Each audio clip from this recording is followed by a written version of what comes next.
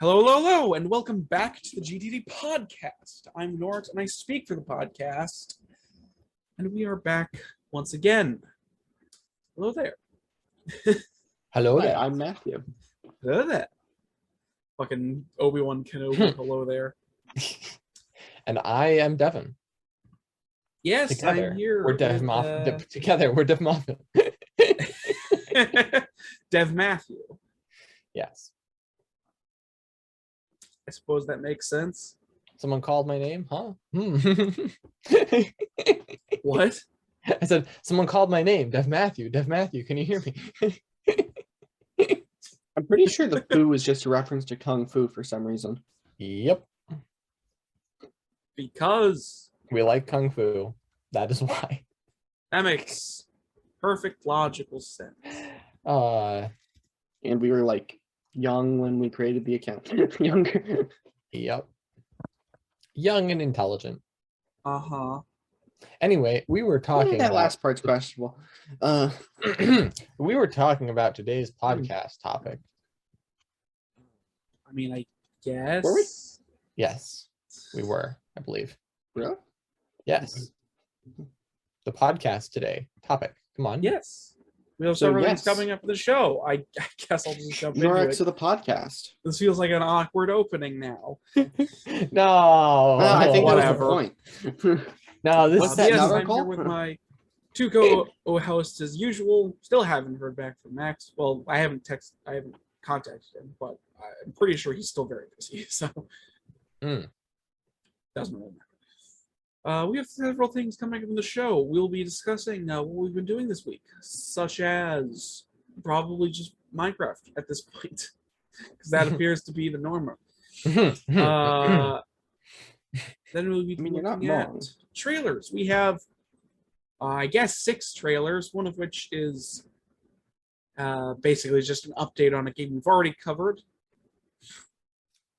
Specifically, we will be talking about Blanc, The Legend of Wright, Canyonwood, The Sheep Fantasy, Ultra Kaiju Monster Rancher, which is a great name, Sea of Stars, and Oh, yeah. Frogun. Anyway, moving on to host topics, if we have any, which we may or may not have. Probably not have in this case. We will probably, even if we do have one, we'll probably just skip it just because we might not have time. Then we'll be moving on to the news, and we have more Activision Blizzard news because they just cannot go a week without making somebody pissed off. On top of that, we have some Ubisoft news regarding them shutting down online features and a study that suggests video game market, what's the word? Decline. So, then we'll move on to shameless self-promotion at the end of the show. So, let's get right into things without further ado. Matthew, what have you been up to this week? I have been playing Minecraft. Yes. And streaming some. And writing a bit. And playing Hey. D&D. Wow. Very On nice. Minecraft, Devin and I have been doing a challenge of seeing who can win the game first. We haven't continued it recently. It's been a couple days. But that's because we were going to continue it, I think, yesterday, but then Devin was like too tired or something. I don't know. Yes. Devin was a little bit Because he tired didn't yesterday, sleep. just a little bit tired. Um, so that challenge is going well. Everything's fine. Everything is fine. Everything's fine. We're good. We're good. Okay. Yeah.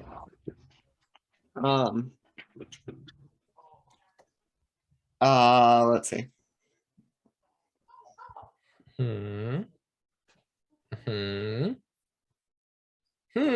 Fascinating. Oh, I'm finally building a storage unit in the Minecraft server.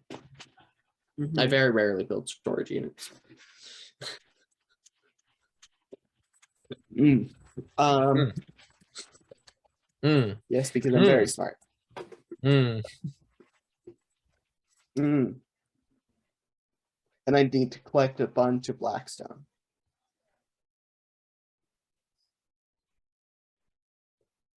Mm. Mm-hmm. Yep. All right. Is that it? I can't think of anything. I'm a little tired right now. Mm. All right then. Devin, what about you? Well, I have done what was the question again? It's like, what have I been doing this week? Yes. Well, I've been brewing a lot of magic decks. I built some stuff on the server, and some the weirdest RNG happened. So it's really unlikely for you to get a mending villager. Because out of all the books that are in Minecraft, there's a bunch of different books you could possibly get as the trade. Mending is very rare. So normally you have to sit next to the villager, breaking and replacing a lectern so that the villager will try again to get a new trade. And it takes forever. Eventually you get a mending thing. This time I got the mending thing almost immediately. It was like the second time I broke it. And I was like, wow, it normally takes like 50 times or something. So I was very happy about that. And then after trading with the mending villager a little bit, a thing happened, and that was a raid, which may have happened for some reason. I'm not, I don't know, someone wandered into my base and caused a Yeah, raid. so weird. But it was actually fine, because after beating the raid, I got a huge discount, and I was able to get a whole shulker box of mending books, because you know what? You know what's funny? The second trade on the villager was also a mending book. It just happened to give 2 mending books, which was crazy. And then when I was offline the other night, I happened to have left the door to the villager's bedroom open because I didn't know that things would spawn in my base. And someone again walked into my base and spawned a raid. And that villager died. A very special villager is now dead. And it's my fault for leaving the door open. Definitely, actually, totally my fault. Like, I'm actually serious about that. Sure. No, I'm serious. If I leave it easily killed, like a zombie could have wandered in and killed it, okay? I mean, you're in the spawn chunks. Yeah. Yeah, I know. I mean, Oh, technically yeah. speaking, yes. When we move world it was- spawn, you're not going to be in spawn chunks anymore. The trick is the zombie would have to have spawned and then also been able to move, and so there would have to have been a player nearby, and there wasn't. So unless someone was like wandering around in my base, able to load the zombie and make the zombie move around, it wouldn't have been able to get to the villager. Yeah, I know. That's what I was alluding to. Also, your base is somewhat lit up, so you know. It is somewhat lit up. I have to light up a little bit more around the base. Now he has another villager. I do. Anyway, I've been doing pretty good. I decided on some magic videos that I wanted to start making, and I've started working them out. And that is very, very fun to do. Yeah. Cool. Is that it for you then? Yep. All right. Good to know. You've been very busy this week, I assume. Well, relatively speaking, you know. Yeah. Yeah, I've been relatively busy. Right. What have I been doing this week? Well, similar to both of you, I've been still continuing on Minecraft, just because apparently that's what I do nowadays. Is I just stow away in Minecraft for several hours a day instead of doing anything else.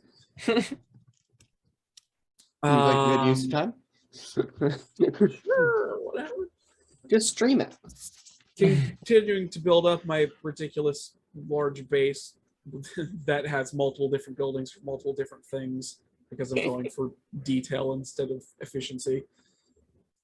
Oh no, I love that. I'm also going to do the exact same thing. I'm going to have a really inefficient base with lots of buildings for different things. I'm never going to be able to find anything because it's always going to be in the building that I check last, but whatever. Yeah. I'm just going to go for efficiency and design at the same time. Exactly. I'm going to do the things you two aren't. Continuing to fill out the world map. I've gotten quite a few of them now. In fact, I think I have what, 9 maps, I think now. Wow. 9 maps. Nice. to them. There are so many villages that are all like weirdly close to each other, except in the spawn like chunks that just aren't. There aren't villages in the spawn chunks for some reason.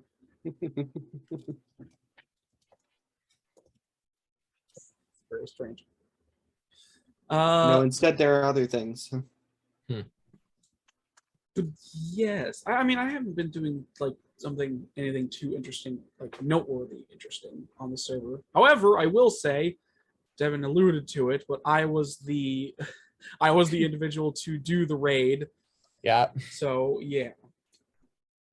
The first one was by accident, and yes, everything was fine because he was there, and we just did the raid, and it was only a 3-wave raid because it was the first one. The second raid was like 6 ways, I think, because it's the second raid.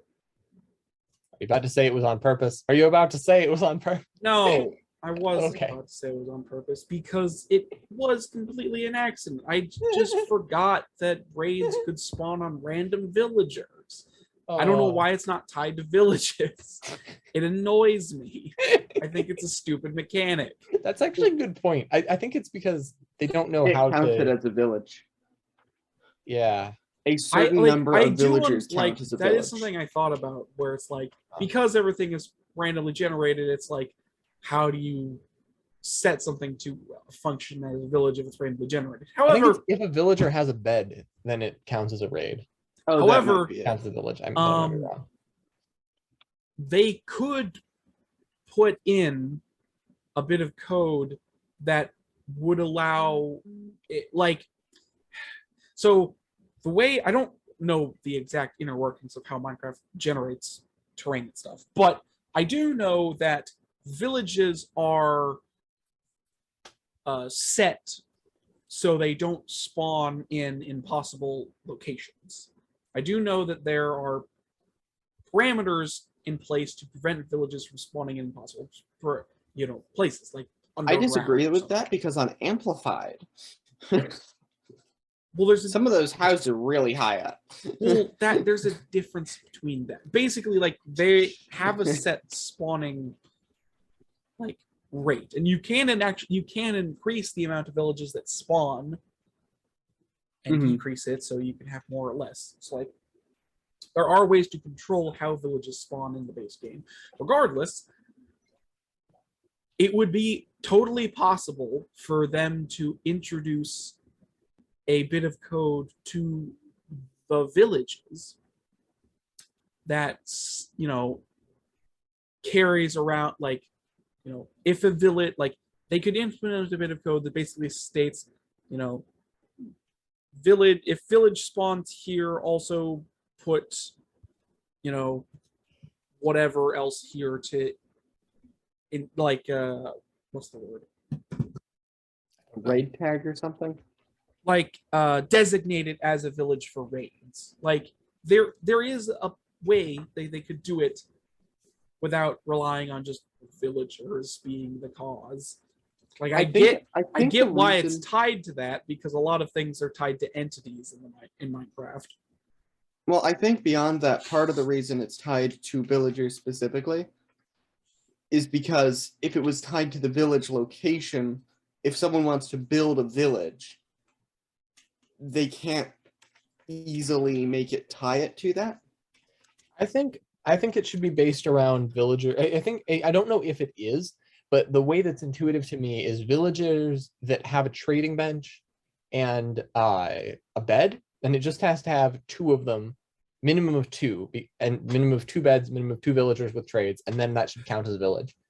I think personally that should be how villages are counted. It's not, but I think that's how they should be counted, because that way you can avoid A player with bad omen status affects.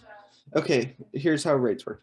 A player with the bad omen status effect triggers a raid upon entering a chunk with at least 1 villager and a claimed bed. All right. Or at one least of 1 the villager and a 8 claimed bed. chunks surrounding it in the square. What? Okay.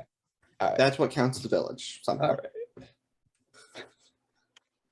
It's just I'm gonna build a village though. Like, it's annoying. It's an annoying mechanic. I don't know why. Like, I just forgot because why would you? Also, like, it's not like I've been keeping up with Minecraft all the like for a lot of the newer stuff like raids and stuff. So I don't really know how their functions work. Like, I didn't know if raiders actually killed villagers or not. Yeah, they do that. The way you lose a raid is if all the villagers die. Yeah, well, Yep. I guess that didn't happen, or maybe it did. No, I don't because know. he had a villager locked away. You can also just go away from the chunks for a while and have the raid despawn. It's fine. Yeah, well, regardless. I have a cheaper mending villager. Yes, I spawned a second raid and killed his villager because I'm an idiot and didn't remember about this stupid mechanic. I'm not blaming the mechanic specifically. I still should have probably remembered, but it is dumb. Meh. And all things are fine because I have the village. I have another villager.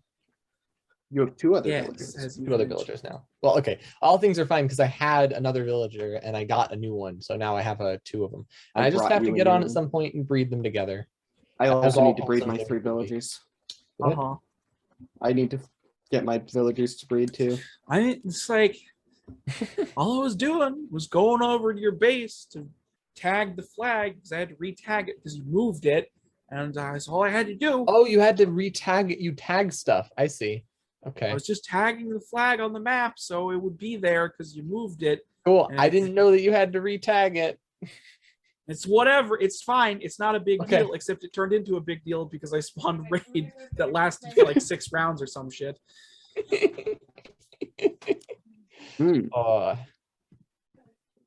But did you win? What? But did you beat the raid?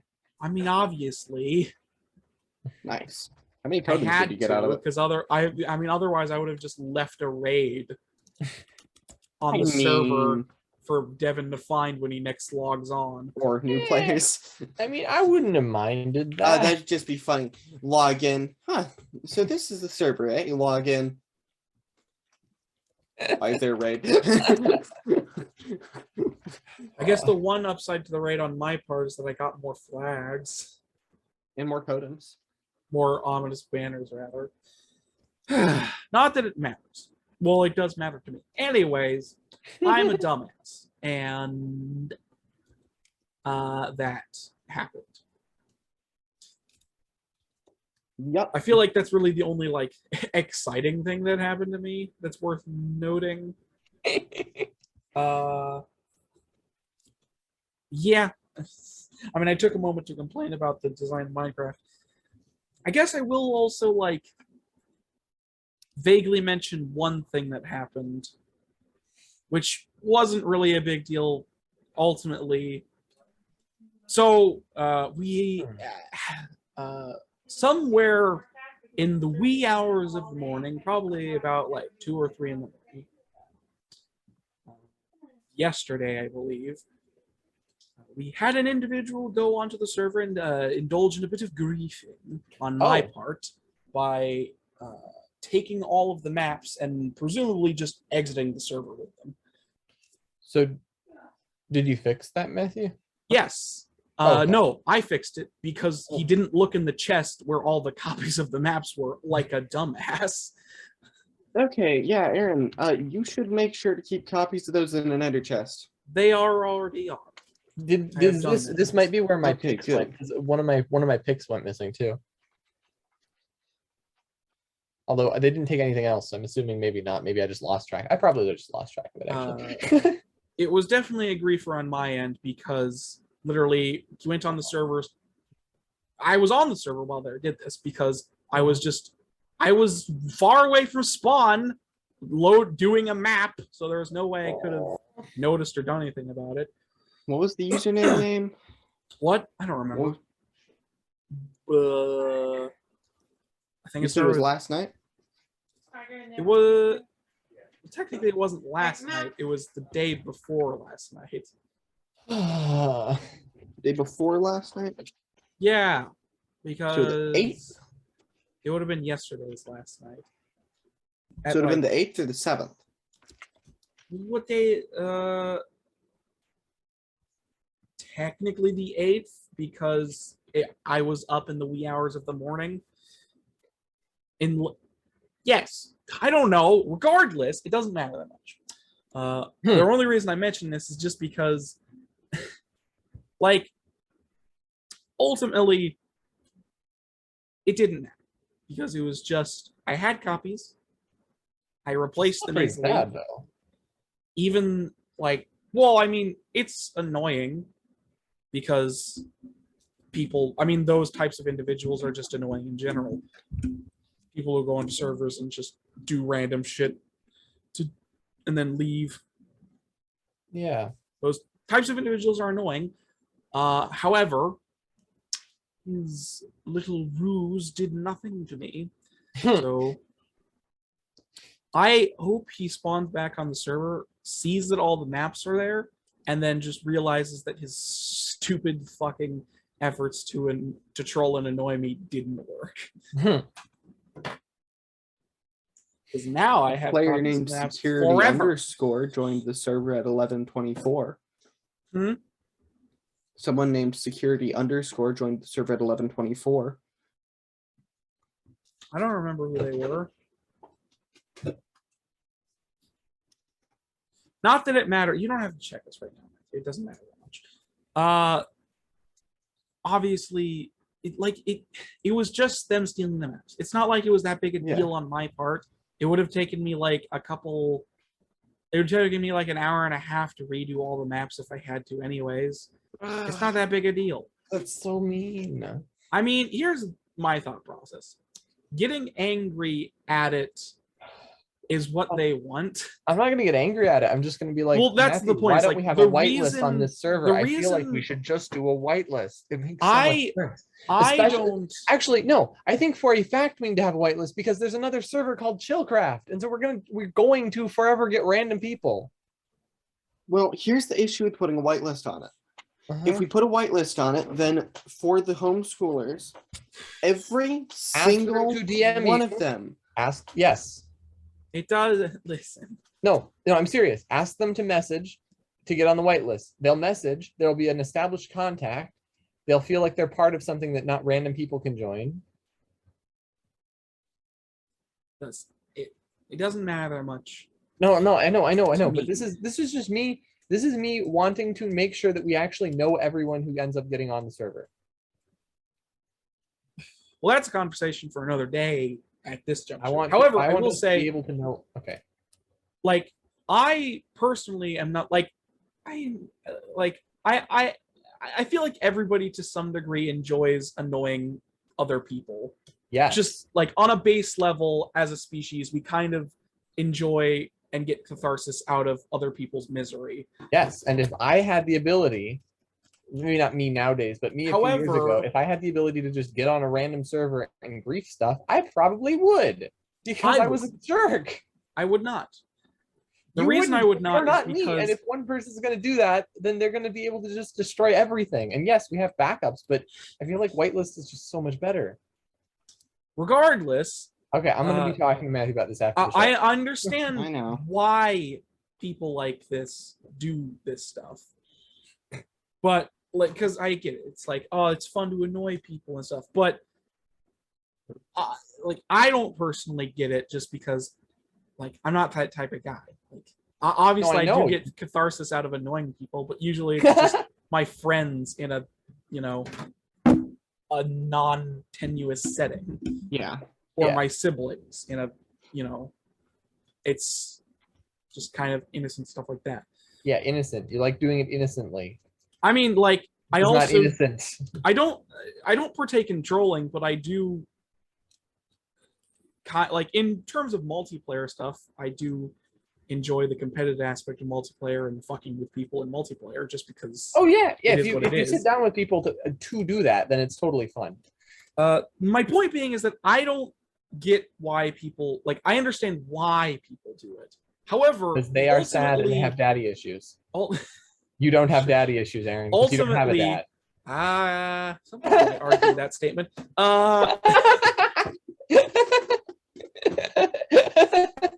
Ultimately, the response to people that troll you is to just ignore it, because the only reason people like this do it is to garner a reaction. So if you don't have a reaction, then they'll just leave you alone, because they realize that they're not going to get anything out of you. So they'll just move on to the next target. Yeah. Feeding, like, is why you don't feed the troll. You just ignore their stupid ramblings, no matter how fucking ridiculous and fucked up what they say is. The problem in the modern day, at least, I don't know, Aaron, sometimes the trolls can be really convincing. Like, did you know that the Earth is actually flat? I had no idea. See, that's different. See, that's what I was about to bring up. The problem is in the modern day is that people are so stupid that they look like trolls. And in fact, they are not. They are just stupid. I mean, at one point, I was on a social media platform that wasn't one of the main like 3, and I saw an unironic German soldier, and I was like, "Oh, this guy is being ironic, right?" And I was like scrolling through his feed, and I was like, "He's being oh no, he's not. Oh, this person exists. These poor people still exist." Yes, idiots exist, and they have started to, at least on like general internet. I mean, it shouldn't actually be that surprising, because communists still exist. Unironic it's still like it's still a minority of like the population as a whole. It's still a lot of people. Oh yeah. Anyways, point being that it wasn't that big. I have all the maps stored in Ender Chest now. It's fine. You know, at some point the maps will be in a different location anyways. It's whatever. I have lots of copies of them. All right, but I'm still, even with all of this information, I am still going to suggest very heavily that we get a whitelist. Well, that is a topic to discuss after the podcast at best. It is. Also with Matthew specifically, because like I said, I don't. Let's discuss like the only thing. Here's the thing. The only thing that would bother me the most is if somebody got on and just blew everything with TNT.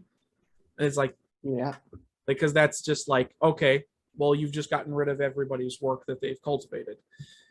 The way around that is obviously to reset the server, until everything's reverted back to normal, which is, a nice function to have, because it allows you to deter stupid bullshit like that. Also, things appear to be lagging ever so slightly, which is not fun. Fuck you, internet. Why are you trying to do it now? So, what else do we have to talk about? Well, that was me, right? This was what I've been doing? No, I moved on to myself. Who brought this topic up? Okay, good. So, what else have you... Yeah, if I cut out, it's played Spyro. Why is the thing? Oh, it's cutting out. Fucking internet. Oh.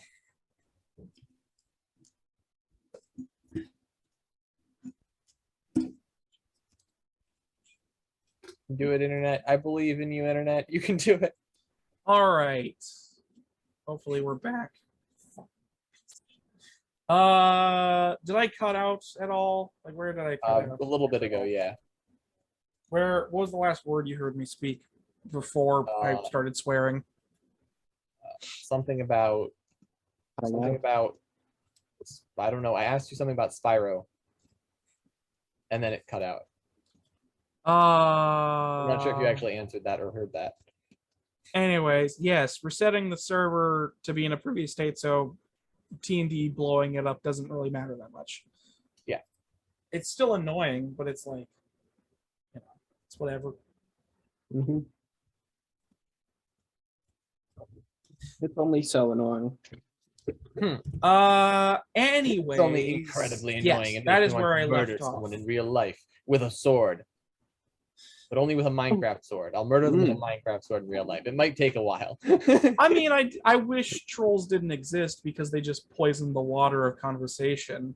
It's okay, Aaron. If we work hard enough together, we can make it so they don't exist. That's never going to happen. We just have to do a lot of people removal.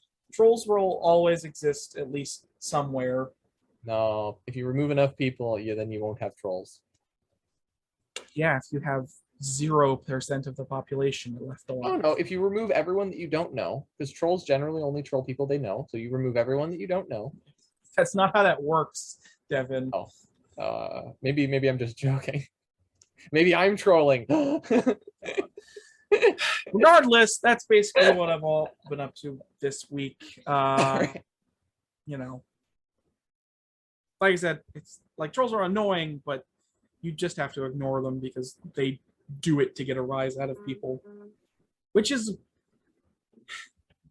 like I said, it's just a weird hobby to have because that's what it is to them. It's a hobby.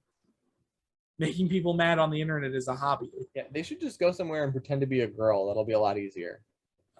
I guess it technically would be. What I mean is it'll be easier to get the kicks of being laughing and thinking it's funny. Yeah, I guess. Yes, that is all from me this week. Anything else to add before we move on? No. All right, then we can jump right into trailers. So, like I said, I think we have 6 trailers this week just because there was quite a lot to talk about, and some of it's from earlier in the weeks when we didn't talk about stuff. I don't know. Okay. I sometimes look at trailers and I feel like my brain glosses over things and like, wait, why didn't I notice this?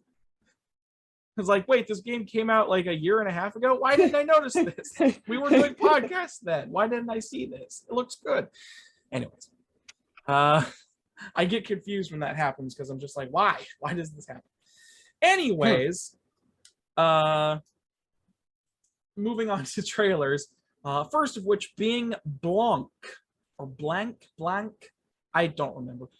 It's BLANC. I believe it's Blanc. Blanc is a black and white sort of sketch, like sketchy, not, what's the term? Like, think of like comic strips that you would see in newspapers. That's kind of the thing. Because that's what my first reaction to the art style was like, oh, this reminds me of like Calvin and Hobbes. Like literally my first reaction was Calvin and Hobbes when I saw the art style, just because, well, it's not like Calvin and Hobbes has a unique art style. It technically does, but it's like, that comic strippy kind of like, black and white, thick lines, and kind of stuff. Yeah. I can totally see it. But yes, I'm trying to explain what the art style looks like. You can look at it if you want. I have all the stuff in the description, even if people don't check it. It's fine. Yes, Blanc is a co-op, is a local or online co-op puzzle adventure game where you and a friend play as both a wolf cub and a fawn, trying to get back to their families as you go on, hopefully, just a cute little adventure that doesn't end in tragedy, which would be... It's a cute little adventure. It better be. Listen, anybody who's been in the gaming sphere, especially in the internet market long enough, knows that the trope of cute adventure with animals usually resolves in death and or something sad happening. It's a cute adventure. That's the trope at this point. It is a cute adventure where nothing bad happens. I would like that. I honestly think that would be think that would be more surprising just because it goes against the pretty set in stone trope at this point. Yeah, I was gonna say, unironically, I think I didn't get any like creepy vibes from it. So in terms of like what I think the developers do not want to actually traumatize their audience, and I feel like it would be a little bit traumatic for a lot of people if there was some kind of pull out of the rug thing. So unless the developers really want to push some kind of message to people where it's like hunting is really bad, or it's like, I don't know, some other kind of message like that. I mean, that doesn't think... have to be the case. Well, what no, I mean they add like, a bunch of different endings to the game. Okay, if you to be fair, Aaron, think about it from the game dev perspective. You're developing a game and you know that casual people are going to play this. You are also a human being and you don't want to just traumatize random people who are playing a game. You build this game where throughout the game everyone gets really attached to these animals. You're not going to just kill them at the end without some kind of motivation making you go, ah, yes, this makes sense to do. Well, I do get Multiple that because I would compare this to other games of a similar nature of like you play as an animal that navigates through environments in like a puzzle, like a puzzly situation.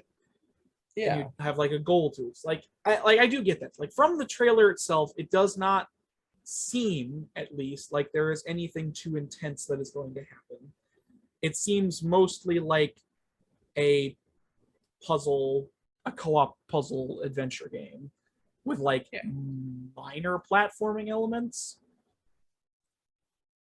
Because it's like the puzzles all revolve around the differences between the deer, like the deer and the wolf. It's like one of them small and can fit through things. The other one's bigger and can get them into like different locations.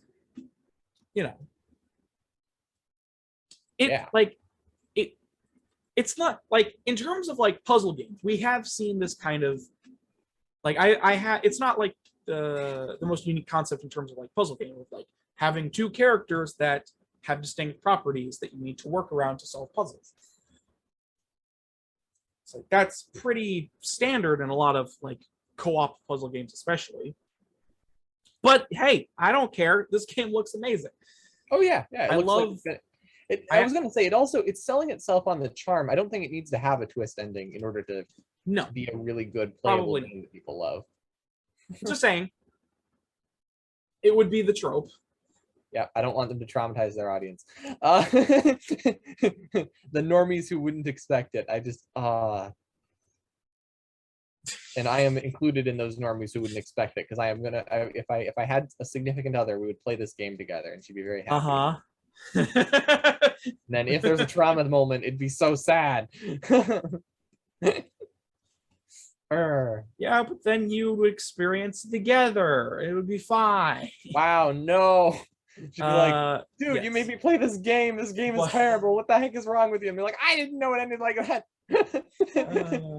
See, you know how I was talking about not... You know how I was talking about earlier? It was like, I'm not that dickhead. I don't troll people, even though my first thought right now is like, I would totally, if I knew the ending to this, I would 100% spring it on somebody with surprise.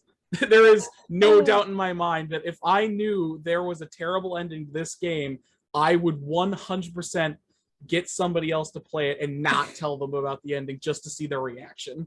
That is slightly different though, because you actually get to see the reaction. With trolling, you can't even see the reaction. With like online trolling, you can't even see the reaction. You're just kind of like annoying a random person. No, that's true. You don't get to see the reaction. The reaction is usually if they respond to you with anger or something else. Yeah. So in the Minecraft Griefers case, he literally doesn't get to see my reaction at all because he spawned on, did something, and then left, and just has to assume that I'm angry.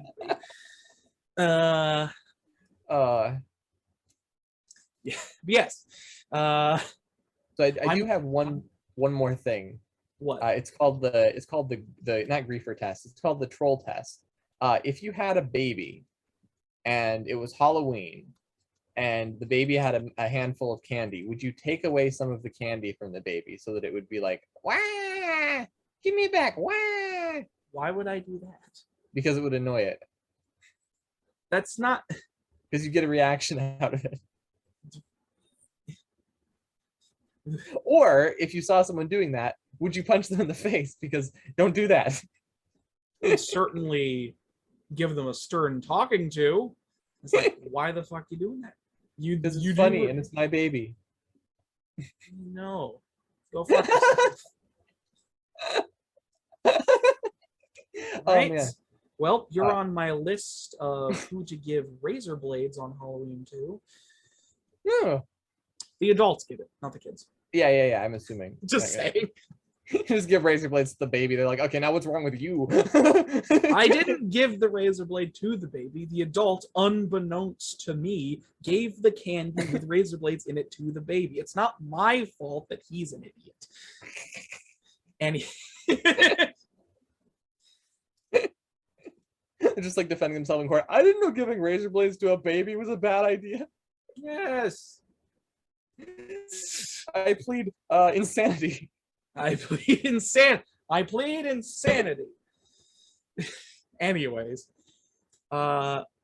so the it's poor hypothetical person. Yes. Okay. The art style for Blanc, I just want to comment on it again because it, like, obviously I can't.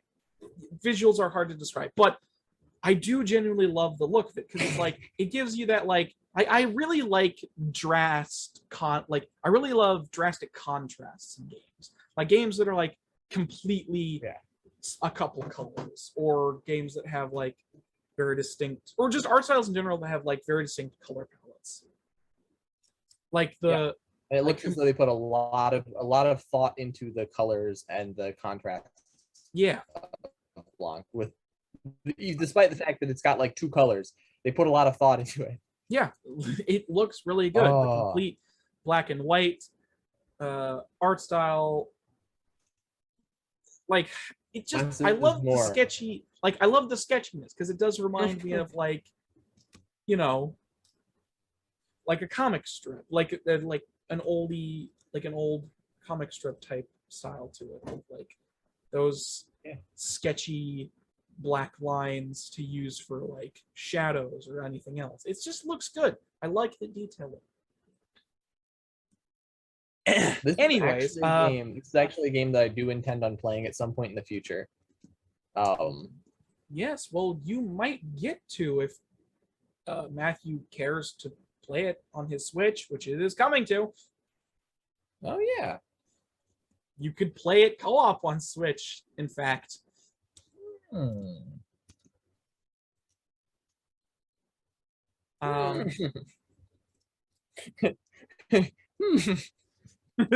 Not sure how that would work out, but you know. But yes. I mean, I could sit here and gush about the art style all day, but like genuinely, it just looks really good. It looks really good in motion, and like you don't really see a lot of games that just like go all out for that kind of art style. Unless I was gonna say you don't generally see good-looking games these days. You see games that have good graphics, but you don't actually see games where like they've put a whole lot of thought into the exact details because they've spent so much time making the graphics good that they didn't actually make the meaning behind the graphics that good. And this one did both. Yeah, I agree on that. Actually, I do agree. Oh man, because you know, I've said it before, but we really have reached a point in the gaming industry where basically every game does look good, graphically speaking, just because we've reached a plateau of what games can look like. Yeah. Yep. Now it's just branching off to make games actually look interesting and better than perhaps some of its peers. And I, for one, am very excited for this age, this new age. I am as well. I'm always I like puzzle games, and I always enjoy things that are like co-op dependent. I think those are always interesting ideas. But yes, Blanc coming will be releasing on the Nintendo Switch and PC via Steam and the Epic Games Store in February of next year. So we got a bit to go for this one, but I think it'll be worth the wait. Anything else to add before we move on to the next trailer? All right. Moving on then. Next up is RPG Time: Legend of Wright. Now, I'd like to start out by remember when I was like, why didn't I notice this when it was first released? This is one of those instances. This game was originally released last year. Whoops. This game was originally released last year on for basically exclusively mobile phones and Xbox. It was so RPG Time, The Legend of Wright was initially released last year on the Xbox's iOS, Android, and Microsoft Windows platforms. However, it is now coming to Nintendo Switch, which is at least somewhat noteworthy because you guys have a Switch, you could play it. Also, I have a Switch, and I could play it. Regardless, I want to talk about it just because it's cool looking. Like, it looks like it ripped off of that other game that hasn't come out yet. Yes, the other game that hasn't come out, and this game has come out. Therefore, so it ripped off of that other game because I saw the other game first. What'd you say? It ripped off of the Plucky Squire, the idea of a game where you're in a game playing a game of someone playing a game or whatever the idea of being meta actually totally ripped off. Yes, this game definitely ripped off the Plucky Squire. Yep. That has not released yet. This game that originally released a year ago. Yep. Definitely. Yes. Total rip off. Did they steal the RPG art Time, style even kind of? Not really, but you could say they did. I mean, it's more paper scraps and like comic booky. It's like a pop-up a pop-up book, with some of its art styles and stuff. And it also goes through multiple different styles, like 3D pixel art, sketchy, like what's the term? Like sketch pad, pencil drawings, pop-up book figures, comic strips. It actually goes through a lot of different, like paper scrap with like cardboard. It actually goes through a decent amount of like different styles of like different art styles. But to explain what the game is specifically, RPG Time Legend of Wright is it's basically a puzzle game. Like, it's less of an RPG and more of a puzzle game. Yeah, it looks like a puzzle game, just like the last one, the last trailer on our list. So yeah, so it's like this weird hand-drawn RPG experience that is slightly more puzzle focused because you do stuff with the environment because it's all like a make-believe. It's basically, this entire adventure is made by a child who wants to be a game designer. So it's all this like make-believe stuff. So you have like an eraser that you can erase stuff with, or you draw into existence things you need, or anything else. I believe there are actual RPG mechanics to it.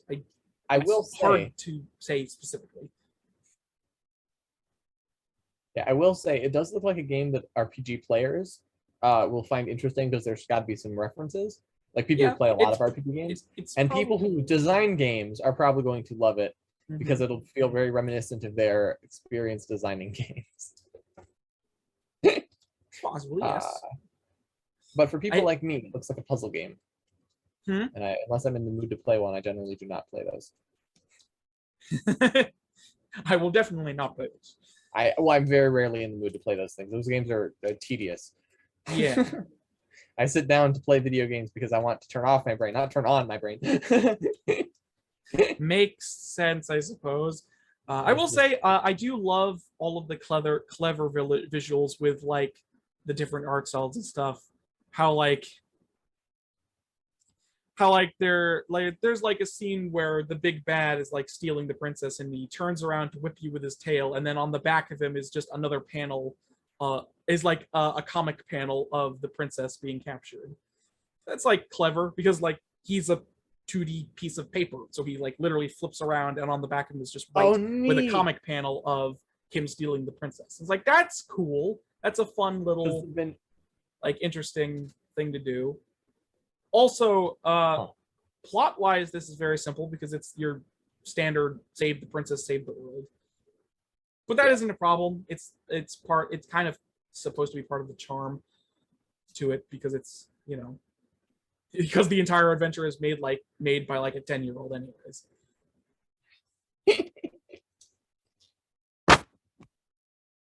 Yes, I also do enjoy the weird 3D pixel art segments where your character appears to be made out of like those what would they be called? What are those things called? Oh, I don't know what they're called. Regardless, the 3D pixel art sections look very interesting as well. No, this game does actually look like it'd be a lot of fun. Like if I wanted to sit down and play like a puzzle game.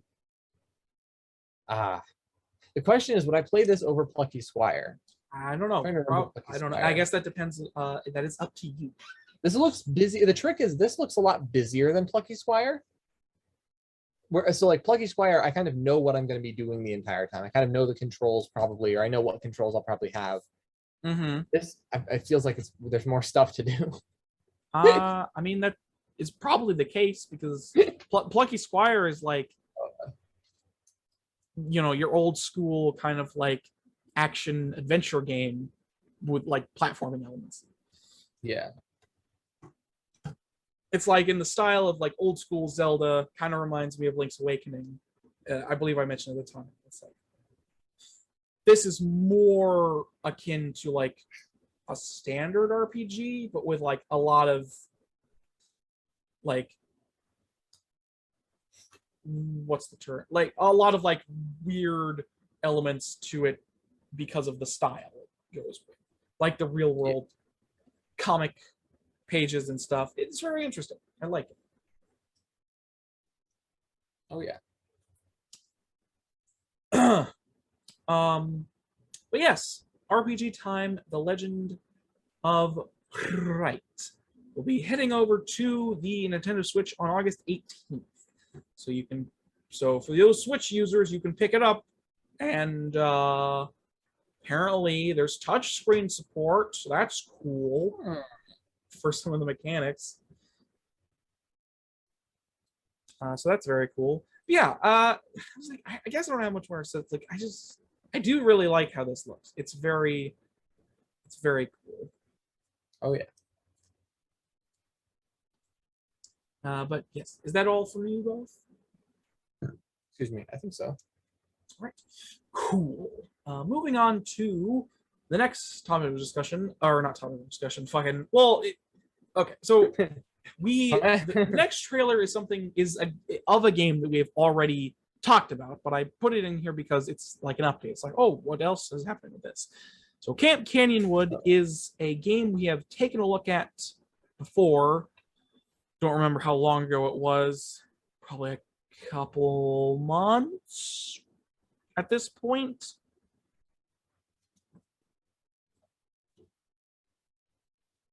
Yeah, apparently we looked originally at Camp Canyonwood all the way back in April. So it's a couple months ago when we originally looked at Camp Canyonwood. For those of you who don't remember, much like me, or not much like my co-host apparently, Camp Canyonwood is a sort of Don't Starve styled camp building, what's the term, like you collect resources to build up your camp kind of thing. Camp Canyonwood, you decorate the inside of buildings and stuff, and it's like you collect resources to do that. So it's kind of like I don't want to call it a survival game, but it's basically like a life sim. It's like you're simulating being a camp counselor at a camp with a bunch of campers. Yeah, it's like Don't Starve. Well, the reason I say Don't Starve is because of its art style. It's very reminiscent of Don't Starve with the like. I need to interject. What? We have 10 minutes before we have to end the podcast. Oh, frick. Why? Okay. Why do we? I mentioned it to you earlier at the beginning. Yeah, well, that isn't my problem. Actually, it is. Why didn't we start earlier? Oh, I have no idea. There's no reason for that. Don't look at me. We might have I'm tried. aware that I took a nap, but like that only shaved like 20 minutes off of our 30 full time. minutes. Doesn't matter. Regardless. Oh, it was. Regardless, Regardless, has Camp another meeting. Canyonwood, we've looked at it before. So it is a camp building life simulator with sort of a twinge of mystery and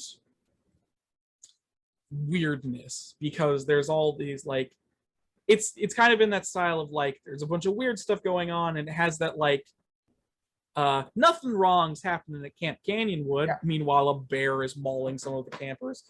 You know, it has that weird eerie vibe to it where it's like you're basically using a platoon of campers to help gather resources in the woods, and like there are actual dangers that they could die from. Sounds like a good camp. This game gave me those vibes of like, yes, weird game. Okay. It is Game kind where of weird. It's also very I do enjoy what it's going for. I enjoy that. Yeah. Anyways, this is the official early access trailer. So it is now in early access on Steam if you wish to go check it out. Originally, it was just a reveal/announcement trailer, but now it is officially on Steam early access, so you can check it out, wishlist it. You can wishlist it and get the early access. Sorry, it's not on early access. It is going to be in early access on August 4th. So when that happens, you'll be able to actually delve into some of the gameplay. Get mauled. Yes. There's also a bit of character creation with your weird bird duck people. But yes, Camp Canyonwood. A fun well, I say fun. I like the style of it. It's very interesting. And like I said, we have talked about it before, but it was an update on where the game was currently. Yes. So moving on to the next trailer we have, which I guess might be the final trailer because fuck me, I guess. So this game is next up is Verne: The Shape of Fantasy. This game, I think, is very interesting from the offset because it is inherently inspired and basically takes elements from a lot of all of the novels made by Jules Verne. Hence the title Verne: The Shape of Fantasy. It is specifically inspired and takes and is based off of the works by the author Jules Verne. So, like, that's honestly pretty cool from the offset, just because I don't really hear a lot about Jules Verne nowadays. Maybe it's just because of the circle of like information I keep, but it's like I don't really feel like a lot of people actively talk about Jules Verne nowadays. No? It's like he's a classic author that made a lot of good books that have some adaptations into films, but I feel like not a lot of people. I personally don't hear about. You're totally right. Yeah, not a lot of people talk about Jules Verne. Yeah, which is, I mean, kind of a shame because like he was genuinely a very good author that made a lot of cool stuff. Yeah. However, in terms of Verne: The Shape of Fantasy, it is specifically combining a lot of elements from his different books. So you have like 20,000 Leagues Under the Sea. Obviously, the main character is called Verne, so that's self-explanatory. But yes, it's set in a specific. It's set in a couple of countries that are specifically that were specifically in Jules Verne novels. There's the Nautilus from 20,000 Leagues Under the Sea with Captain Nemo. They're trying to discover Atlantis. like as the Flame of Hephaestus. Like there's a lot of different stuff from his different works, all sort of combined into this one experience that is ultimately a 2D pixel art puzzle game. I wanted to call it a point and click adventure at first, but it's not. It's basically just more of a puzzle game with different elements to it. It has the feel of a point and click, but not really. Like it looks like it has some stealth elements because presumably you're playing a character that can't fight. That would kind of make sense. But it looks like it has some stealth elements. It has all these different things to it. One of the major gameplay mechanics appears to be being able to reverse time for things. So like there's a section where the roof is caved in and he reverses time so the roof is no longer caved in, so he can just go down the hallway. That appears to be one of the main gameplay mechanics. Yeah, it had like I just like that. I like the Jules Verne stuff. It's very cool and you know, Yeah. it's really like it's kind of talked about a lot today. But yes. No, I was thinking about that. I wonder why people don't talk about Jules Verne. And I think the reason is because he was kind of an uncontroversial figure. Like people talk about Rudyard Kipling a bit, partly because he got Disney stuff. Actually, it might just be because Verne didn't get Disney stuff. I mean, wasn't one of the adaptations? No, 100% the adaptation of 20,000 Leagues Under the Sea is a Disney film. I Really? know. Wait, is it a Disney film or is it a Universal film? I can't remember which. It's Disney. Okay, it was. At least according to Google, at least according to the Google search that's still loading currently. Well, the reason I say it's Disney, one of the reasons, well, this is kind of a stupid reason, but one of the reasons I know it's Disney is because of the 20,000 Leagues Under the Sea park, Disneyland park ride that they had. Okay. It was made, it exists, and it was made like 70 years ago. So yeah, but Jules Verne's novels were released in the 1800s. Yeah, I mean, it's surprising he's still relevant even this far into the past, Aaron. I'm just saying, like I get it. His books are very old at this point, but like they're good. Journey to the Center. I mean, I feel like the most recent, you like boring books? Yeah, they're good. You know what? Randomly, I feel like the most recent thing of Jules Verne I've seen. You remember the Journey to the Center of the Earth film with I think so. Fucking what's his name? Brendan Fraser, where it was like kind of an adaptation, but was sort of a meta narrative because they were literally using the novel to figure out what was happening, and it wasn't like the events of the novel. It was like they were like, oh, somebody went to the center of the earth and told Jules Verne what it was like so he could write the book. So they were using the book as like a way to figure out how to escape as well as how to get there. Very odd film. Basically kind of an early 2000s action film with a weird premise. There was an adaptation of Journey to the Center of the Earth in its original form back in like the 60s probably, whenever color was introduced. I don't remember when color film was introduced. Wait, when was color cinema introduced? Because it would have been filmed after that. Regardless, less than a minute. I'm rambling a little bit, but I like this. I think Jules Verne is very cool, a very good author, and his books are pretty prolific within like the collective consciousness as a whole. But you just don't really hear a lot of people talking about it nowadays. Which, like I said, it's just a bit of a shame because his books are good, man. He has a lot of very cool like adventure novels mixed with like science and sci, like not even sci-fi, just like that old school style of like adventure novel kind of affair. Like in 20,000 Leagues Under the Sea with Captain Nemo and his Nautilus, where it's like this great submarine that can go deep beneath the ocean, and it has these concepts of like giant squids and stuff.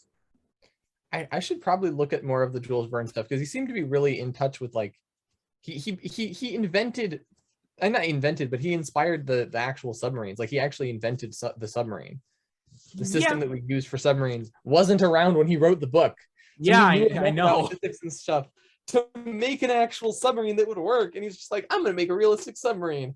They don't exist yet. Oh, they exist now. I invented the submarine. Yeah, he was a 15 very intelligent guy, just purely based on his work alone. I mean, like Journey to the Center of the Earth, it's like all of the weirdness at the center of the Earth has like a logical explanation given in the book. It's like, okay, there's some kind of heat source that keeps everything alive down here, which, you know,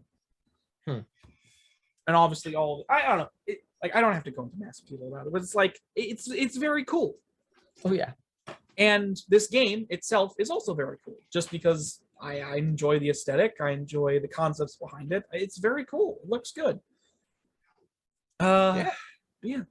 So Verne, The Shape of Fantasy will be. All right, Aaron, we're being kicked off. Will be coming to Steam in will be coming to Steam 2023, and a demo for the game is available on Steam currently if you wish to have a look at it. So that is that trailer. Moving on to the next trailer. No. Yeah, I know. Apparently we're on a time crunch today that I didn't know about. We could have started earlier I mean, I technically did know about this because Devin told me that the coming weeks were going to be like, hey, I'm not going to be available at 5 and after, so we should start doing them earlier. And I was like, okay, cool. I guess it would be good to remember that. And we are back. Sorry for that abrupt cut. Sorry for that abrupt ending and cut, but we are back and we can continue on where we left off, which was we had just sorry, it's been it doesn't matter. We just discussed. It hasn't been any time.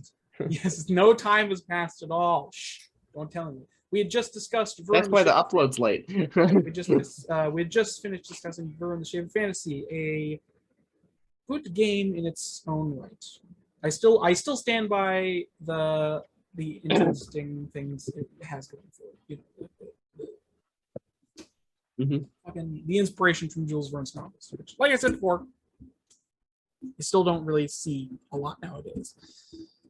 Anyways, moving on to the next trailer we have is for Ultra Kaiju Monster Rancher. Now,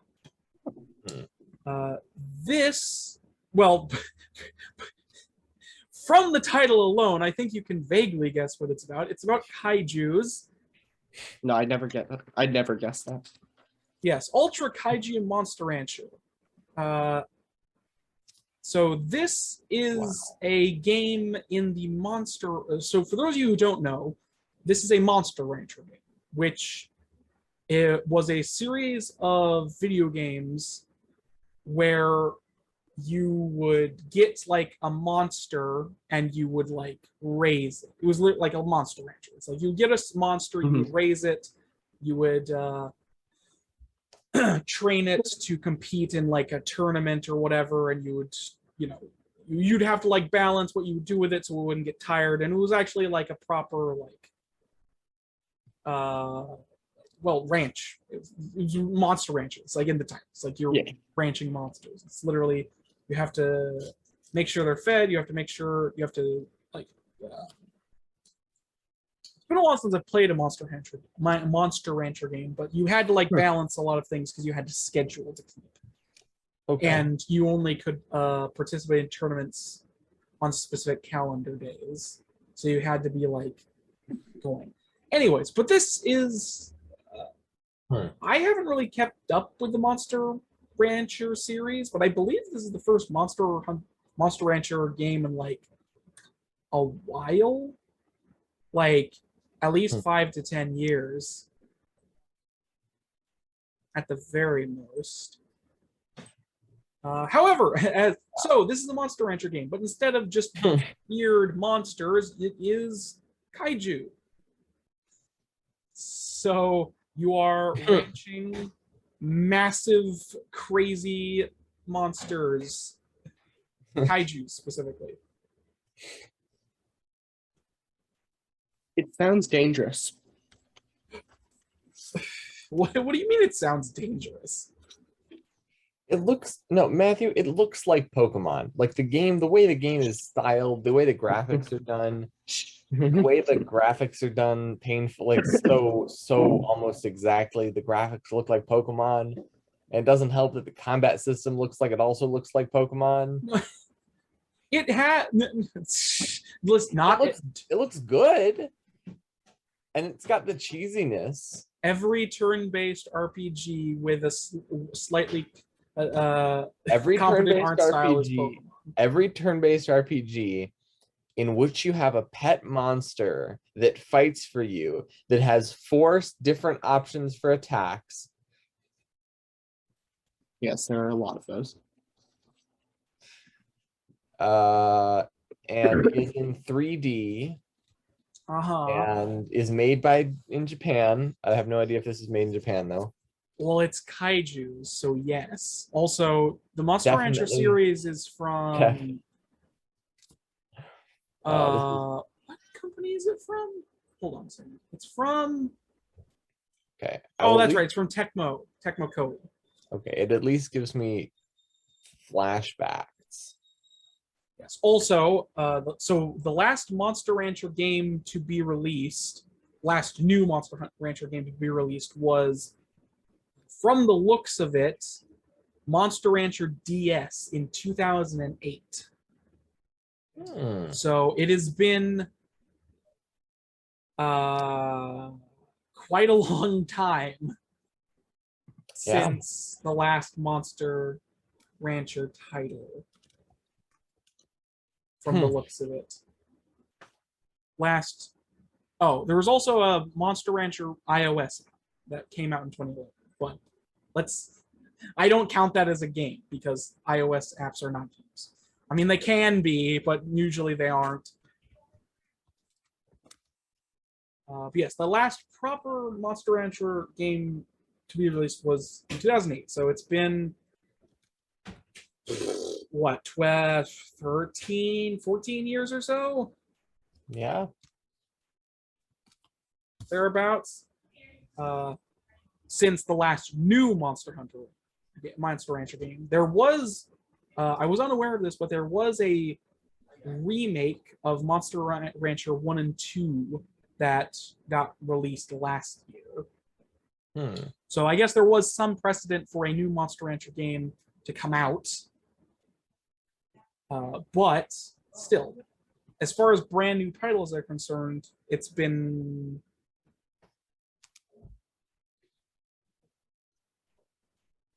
a while. Yeah, 14 years. Wow. To be exact. Anyways, moving back over to Ultra Kaiju Monster Rancher. Yeah. So this, as I said before, and you've been calling it Pokemon, which it's fair. I'm sure a lot of people compared it to Pokemon at the time of its inception as well, because of the whole you have a monster and you do stuff with it, and it's a fine comparison to make. It's not Yeah. But as the name entails, this is a game where you, instead of ranching just their homemade, Monster Rancher had a bunch of unique monsters that they had in the series that you would ranch. In this case, it is kaijus, which are all have there's a bunch of kaiju that already exist. It doesn't have, as far as them, it has Gamora. It has Gamora, which is probably the one that you would recognize, at least the name wise. But it has a lot of classic kaiju. Most namely Gamora, Zaton, Alien, Bolton, Alan Bolton. Sorry, not Alien Bolton, Alan Bolton. There's also some references to other older Japanese media No. in the game as well. However, Mm. so I I don't know, Hmm. I haven't been skirting around this detail, but I have sort of explained the sort of main gameplay of Monster Hunter at this point. Like in this case, it's just on a much larger scale because they're using kaijus instead of just like regular monsters that are like vaguely human sized. Yeah. Kaijus are Mhm. like building sized.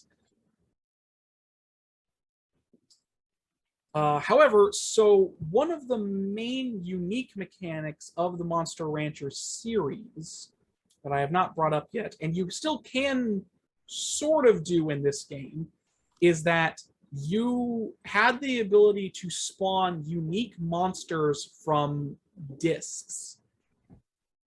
So basically, the way it worked is that you could put in any like different game disc, CD, DVD, and it would spawn a unique monster from that disc. Which was a very kind of weird and interesting mechanic that you don't really see nowadays, especially with things going more digital. No. This whole idea of just like because you literally had like back in the olden days when I played it, you'd literally have to take like you go to spawn a monster and it's like, okay, spawn a monster. You take out the game disc that's in the console and you put in a new disc for it to read to spawn the monster. And then after it's done, you put in the game disc again so you can have your monster. And I don't know, I just think it's kind of, it was a fun little mechanic, you know? And it sure. I think it's interesting. There's a lot of older games from around like the 90s and early 2000s that had this kind of mechanic. If anybody remembers Vib Ribbon, which was a rhythm game where it had a similar mechanic where you could put in your own CDs and it would play a unique rhythm to the song. So you basically had like infinite levels in the rhythm game because you could put in your own music CDs and they would do a level to the song, which was very cool at the time. Very cool. Yeah. So, like I said, you can still kind of do that in this game in regards to spawning monsters from discs. Yes. So you can access summoning CDs to generate kaiju in the game. There's a vast array of summoning CDs for you to choose from in that, but you can also summon unique kaijus with NFC compatible cards and more. So like, you know those, I believe the cards they're referring to are like, NFC cards. They're like these little cards with information on them. You get kaijus and stuff. You can also spawn them with other things. I'm not entirely like, I don't know if it's supposed to be unique stuff that you're supposed to buy or if it's like general stuff. Because if anybody remembers those like cards that you would get with the old 3DS where you could like scan it and stuff would pop up? Did you ever get that? You guys had 3DSs. Have you ever seen this? Yeah. Yeah, I think it's I remember them. something similar to like that. Or essentially you scan this card and you get a kaiju from it. Kind of stuff. So it still has a similar method to what it was before, but now it's using not discs and it has other features. I have not particularly kept up with the Monster Rancher series, so I don't know if there's anything greatly new in this game compared to other ones. It seems fairly similar to the game that I used to play a lot on the PS2, where you would get your monster, you would make it do like tasks to increase its stats, you would like feed it and make sure it's taken care of. And there's one thing that I don't recognize, which you can send your monster like on to explore, like on this little like map thing. You can make them go explore places and pick up stuff. Hmm. The full stream. Yes. I think I've rambled on enough. What do you two think? I know you mentioned Pokemon, but anything now that you know sort of more of the history behind the game series, what do you think? It looks like a game. Really? That's surprising to hear from you. Is it? Yes, very much so. Hmm.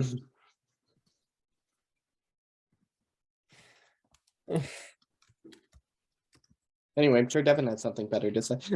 Okay, I think it looks like Pokemon, despite this fact that it is not inspired by Yes. Pokemon. I mean, probably the game designers probably took some inspiration from Pokemon, but they also just were inspired in a similar vein. Like they made a very similar game just because they're trying to do a similar thing. But the game, I don't know. All right. It looks like it looks like there's a certain embracing of cheesiness, like very clearly. Well, I mean, it is kaijus. It is kaijus, yeah. Well, if you've ever seen, like, Godzilla is like the most infamous kaiju. I haven't really been wrapped up in the whole kaiju. Well, mythos. actually, I don't think Godzilla is a kaiju. He fights kaijus. He fights kaiju. Yeah, I haven't wrapped up in the whole kaiju. Like mythos, Mothra. so Mothra's no. a kaiju. Okay, If is I'm Mothra getting in that this correct. game? I think I am. I think Mothra might be in this game. Possibly. I don't know. Well, I don't know. I Go haven't around and seen. collect these weird monster creatures and Train them to fight, and yeah, then at some does not point look they'll. like a game I will be interested in playing. Yeah, at some point they'll die, and then you can transfer their energy to the next monster you get. Oh, really?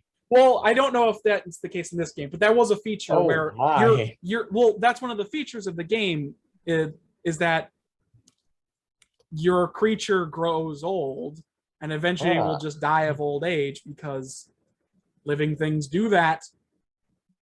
So your monster, when it dies, will leave behind this like heart that is like an encapsulation of its energy. And I think you get better, you can use it to boost your next creature's stats. And I think you get better ones depending on how good of a life the monster led. So it's like, you know. Okay. Yeah. See, it's not Pokemon. These creatures die. And then you use their life essence to fuel the advancement of other creatures. How pleasant. I mean, I guess, technically. I don't know. But yes. Ultra Kaiju Monster Rancher, which is a bit of a mouthful now that I've said it several times. Well, regardless, it is coming to Nintendo Switch sometime this year. We do not have an exact date.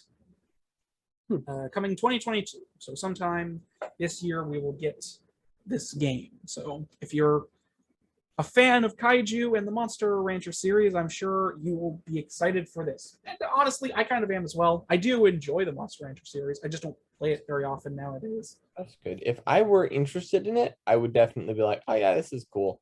Like it looks like they did a good job on it. I'm happy with it. Yeah, it looks good. It does look good. I do like the graphical style, which, I mean, I know you compare it to Pokemon, which, like, I get. It looks especially just like some of the Pokemon games that came out. Especially more recent series. They use the same engine, so like all the games are going to end up looking the same, but whatever. Yes. Eventually we're going to have to like, oh no, this game looks like that game. Wait, dude, all the games have the same graphics. They all look like real life. And then someone else like, dude, you didn't log off yet. Get off. Why are you guys having this conversation in the game? And they're like, we're in the game. Uh-oh, oops. Yeah, it's a possibility, I suppose. Seems unlikely. Seems inevitable. I feel like people will know when they're on a game versus not on a game. No, they wouldn't. Not if it's good enough. That has to be one realistic VR game. Yeah, no, not a VR game. Oh, not VR? Computer game. On their laptop. I mean, to be You feel honest, that?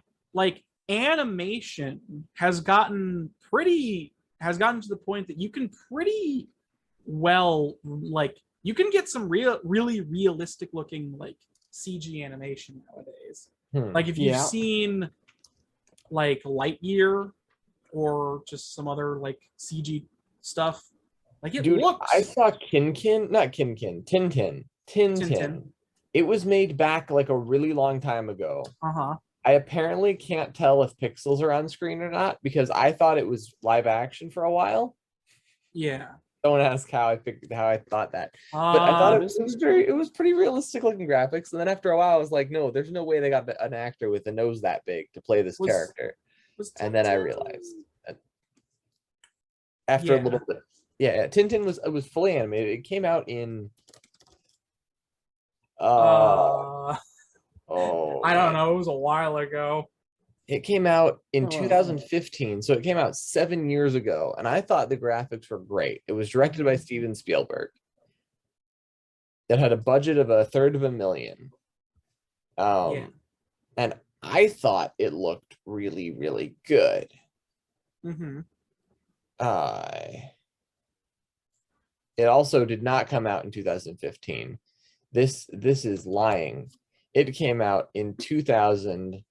Yeah, no, I kind of thought it wouldn't have been 2015 because that seemed too recent. Came out way longer ago, and it had Simon Pegg in it.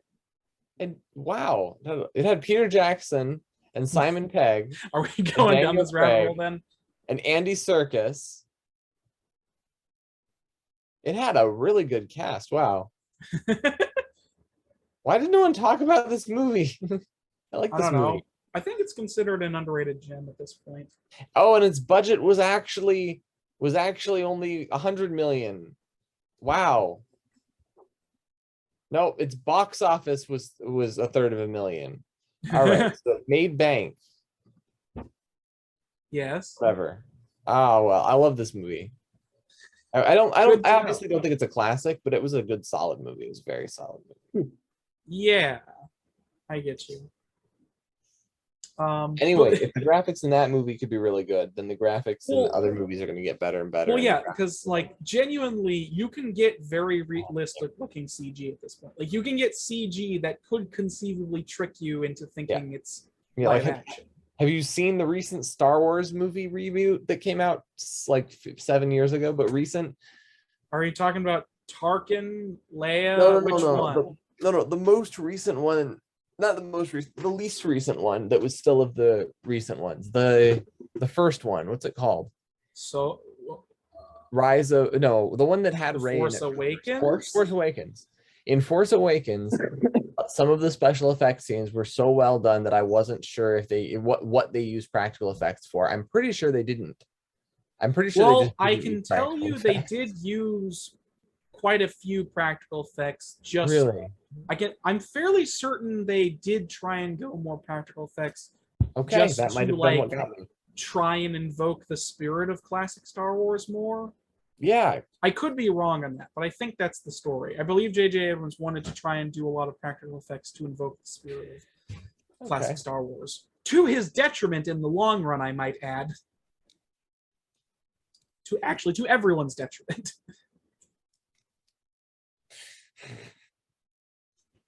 Not the effects, but the invoking classic Star Wars feeling. Ah, yes. Because Rise of Skywalker is essentially just A New Hope again. Except executed slightly worse because it feeds you a lot of questions that have no answers, because that's how J.J. Abrams works. Yeah, unfortunate. Boy. Yes, I still like all the Star Wars films. Like I said, I can't hate anything Star Wars, but I can very much concede that the sequel trilogy should have been done better. Anyways, I think we haven't gotten off topic. We've just gone on a small rant about things. Anyways, where did that even spawn from? We were talking about good CG. Oh, right, because of your. I remember now. But yes, Ultra Kaiju Monster Rancher. I will say one more thing. There is a feature that is heavily marketed in the game that I forgot to mention, which is that you can combine two monsters into a new monster. So specifically, you could combine like Gamora and Zaton and create Zaton Gamora, who's this new monster that's like a combination of both. So that's a new feature that I don't think was there before. You can combine monsters into new ones. Okay. But that is all I do. Like I said, it looks good, but you know. Anyways, sorry.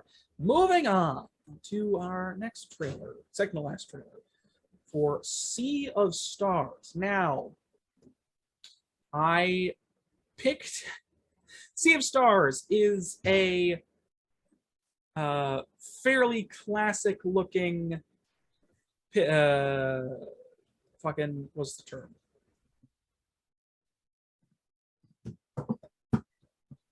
Why can't I remember the words? Isometric pixelated RPG. JRPG. Yeah, Sea of Stars. You're a classic pixelated, it's a turn-based RPG, which has, I mean, okay. So I picked out this one because it looks super good. It genuinely looks like just a great RPG. Like it just looks straight up good. I agree. love the pixelated, like pixelated graphics can look very good, and this one has good pixelated art. It feels very classic. It almost doesn't look pixelated, and it's because they did a mix of different levels of pixelation. So there's like multiple layers of levels of detail. Which means you can tell they put a lot of work into it, because it's like, oh my, you didn't just make good graphics, you made graphics that are like layers of good graphics. I can agree with you on that. But and they made it so it didn't clash. What? They made it so it didn't clash. None of the art clashes. Yeah, it looks really good. Like it genuinely looks fantastic. I 100% am on board for this game. Oh yeah. It looks so damn good. Oh yeah. So, however, I picked out this game because of those reasons, but I'm just bad at describing and or talking about RPGs. I don't know if you've noticed this, but anytime we've talked about an RPG, I kind of fall apart ever so slightly. But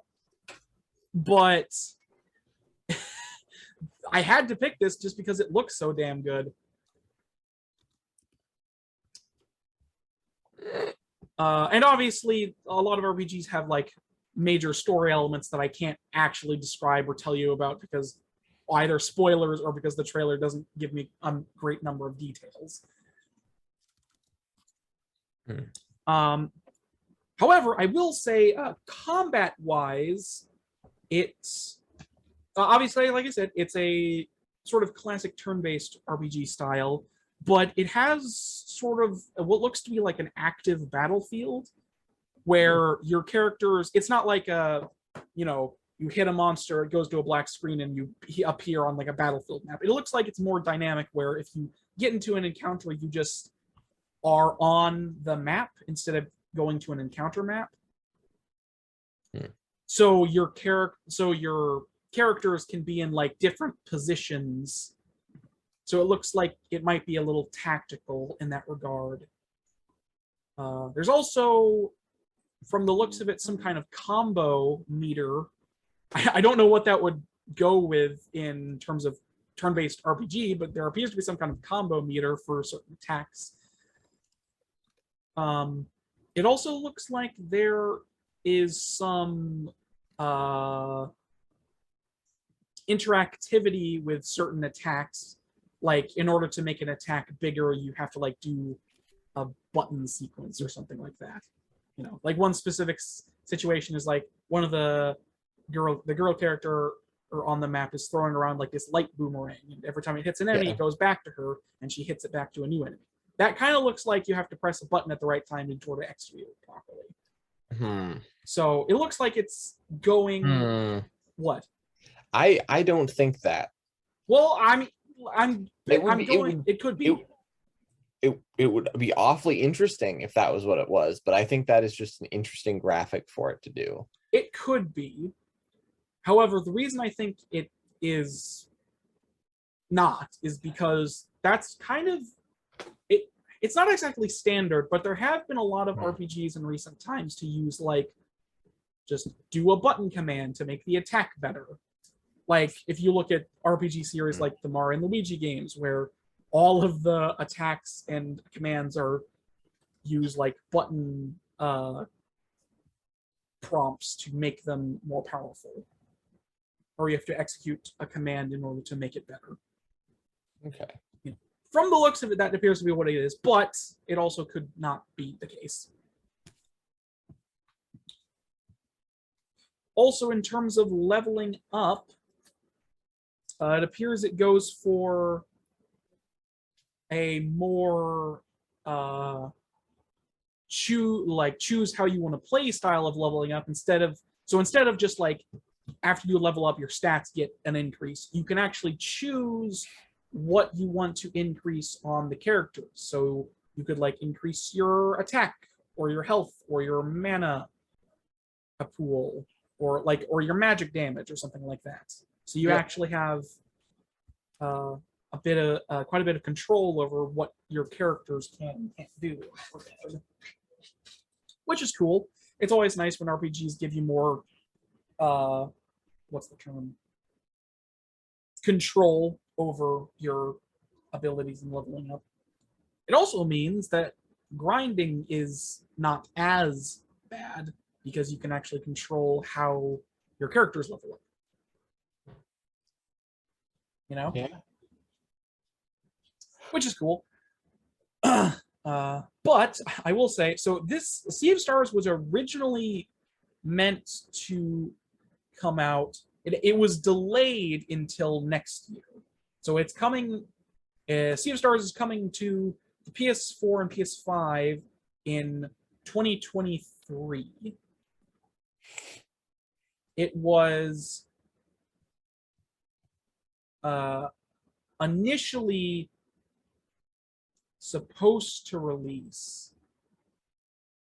Yeah, it got delayed. So it was initially supposed to be released last year, I believe. Hold on. Last year? Yeah, last year.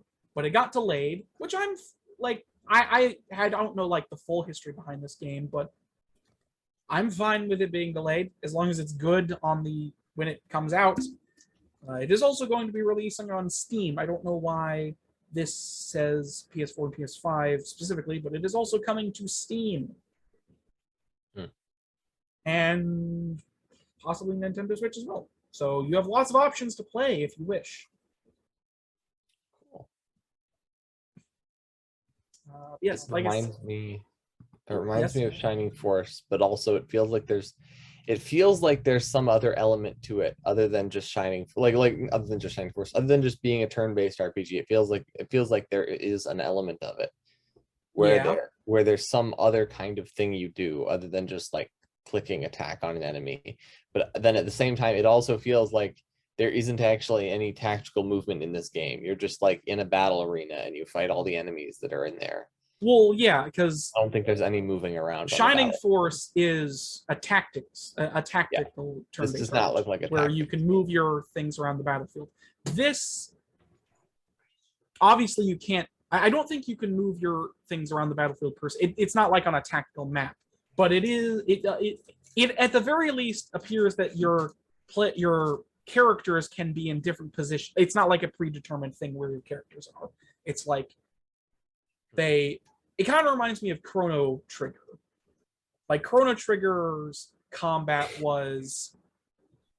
it wasn't like tactical. You couldn't move your characters, but they would be, it wasn't like determined where they would be on the battle map. And it would also be like, if you ran into an enemy, you would just start a battle. You wouldn't go into a battle map. You would just start a battle on the overfield, on the field, the overfield. What is it called? The overworld. That's what it's called.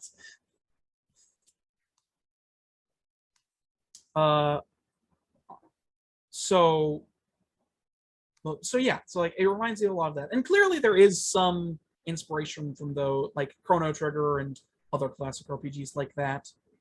Yeah, are in its blood, and it looks like, I feel like I'm harping on this a lot, but it genuinely looks fucking amazing.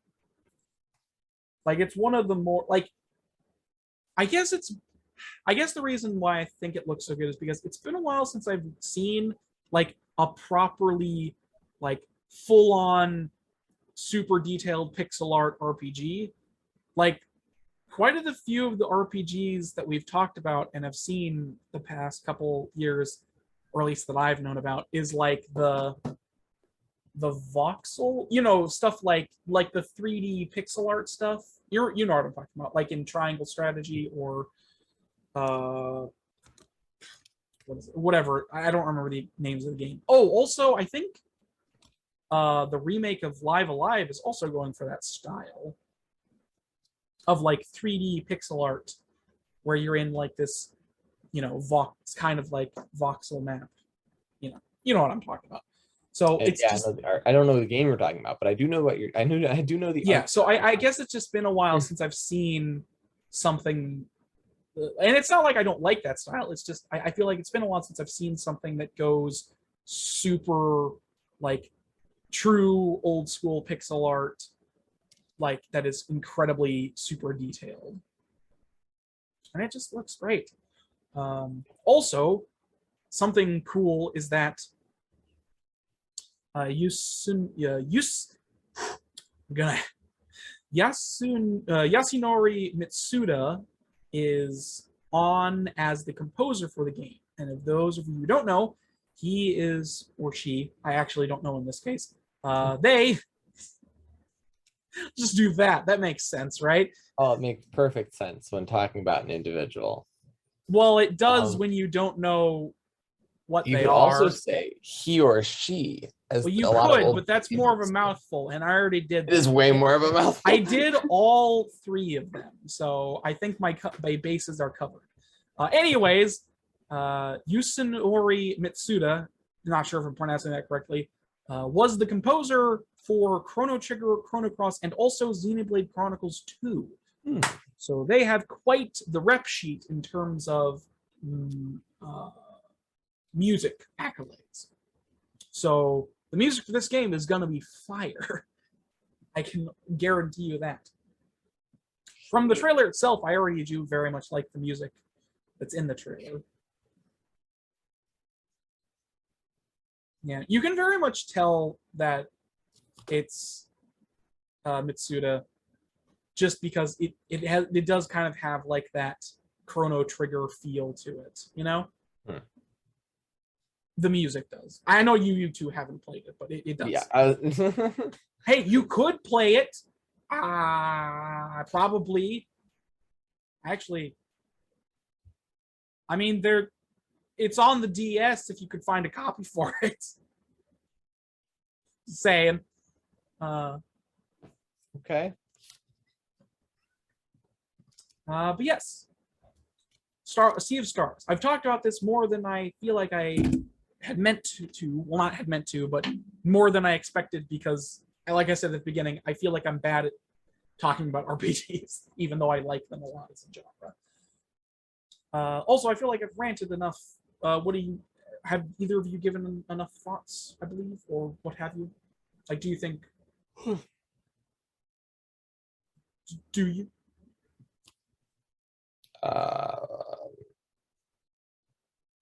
I don't know. It looks like a lot of fun. Now that I know that it's not a tactical game, it's not as cool looking. But I'm assuming they're gonna have a good story, and it's gonna be, I don't know. Something about the art also reminds me of Terraria. It's almost like a 3D Terraria. think I it's the mean, backgrounds, the they way the both have backgrounds are done. pixel art, and they're both fantasy titles, so I guess that kind of makes sense. Well, the way the voxels are done in the background, the way the background art is done, feels like Terraria, and the character art is very Terraria-esque. But that is probably just I've only ever played Terraria, so most of my this game looks like this other game is kind of like this is the only other game in this category I've ever played or yeah, seen. that makes sense. Yeah. That makes sense. What about you, Matthew?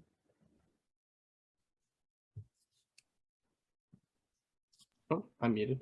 Yes, Looks I know. fine. Clearly you didn't.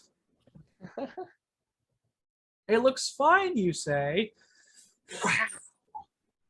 I could give an ironic comment.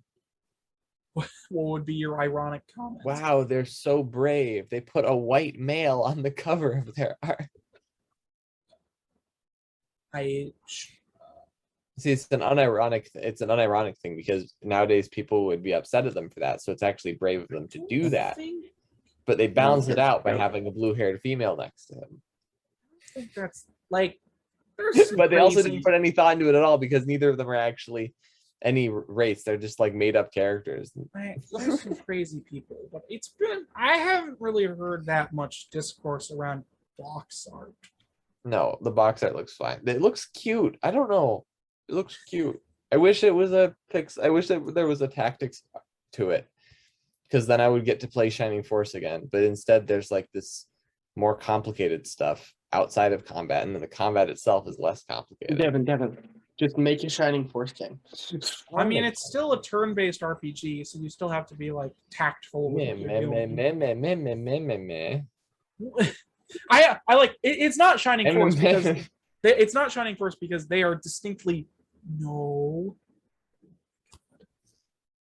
Yeah. They are distinctly different genres of game. Yeah. However, yes. However, they're never mind. I don't know where I was going. I got distracted. I got distracted by this. Ah, yes. But yes, Sea of Stars. It looks very good. I'm excited for it. It'll be coming out next year sometime. So you can get it on all your local consoles and Steam. Whenever that happens. Moving on to our final trailer of the day is Frogun. Now, it's kind of ending in a weird place, but I just liked the weird look of this. So Frogun is kind of in the style of your classic PS1 era 3D platformer. Like your, like it also, like, graphically speaking, it looks very it looks a lot like Mega Man Legends. Sigh. Yeah, This ridiculous game. What'd you say? I said this ridiculous game. What is this? It's What is this ridiculous game? Well, I'll tell you what this ridiculous game is. Like I said, it's very like classic 3D platformer of like the PS1 era. So you have like these. It also is like a level-based game, which is something that I didn't expect when I first saw it. So there is actually like a level map where you go level by level. As the name entails, you have a Frogun, a frog gun. wow. That you use to shoot. Well, I don't know if you use it to shoot specifically, but you use it to attach yourself to things to flip yourself forward to it. I believe you can also just grab enemies and throw them at stuff. Mechanically, it looks pretty fun and like classic in its era. Classic of it, the era it's tempted to go for anyways, which is cool. It has very like blocky level design, which is fine. That it's what it's going for. Yeah.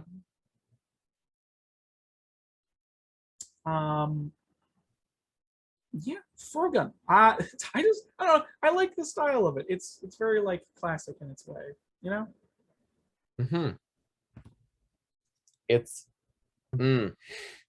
It's. I don't like the graphics. Really. Really. All right.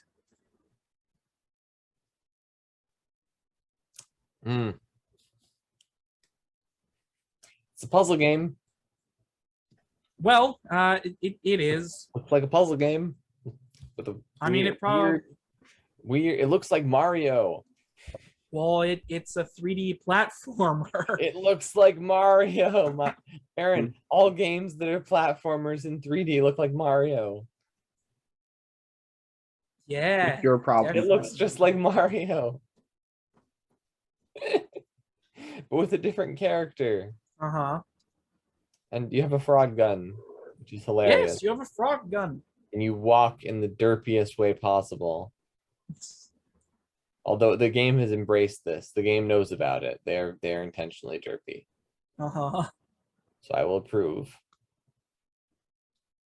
I don't know. This looks like it looks like a fun game. It looks like the kind of game that if it was at if it was like a yard sale and I could get it for like $1 and play it a little bit, I would do that. Well, I'm glad that you. And I would enjoy playing it, but I would also not buy it. Yeah. Okay. Like most of the rest of them, except with this one. If I got Sea of Stars, I'm actually nervous to play Sea of Stars because it looks like a neat game, and I might be like, oh, I need to play this game. With Ultra Kaiju, I would probably ask someone else what it's like to play it, and then be like, oh, cool, okay. Some of those games we talked about a few minutes ago. Oh, you mean out of all of these games, the one I was most excited for is Blanc. And the one I was second most excited for is Sea of Stars, but it turns out it's not actually a tactical RPG where you can move around. So I am no longer excited for Sea of Stars, unfortunately. What do you mean? It's still a unexciting. It's unexcited itself. It's unexcited. It's all right then. Unexcited itself. What about you, Matthew? Failed.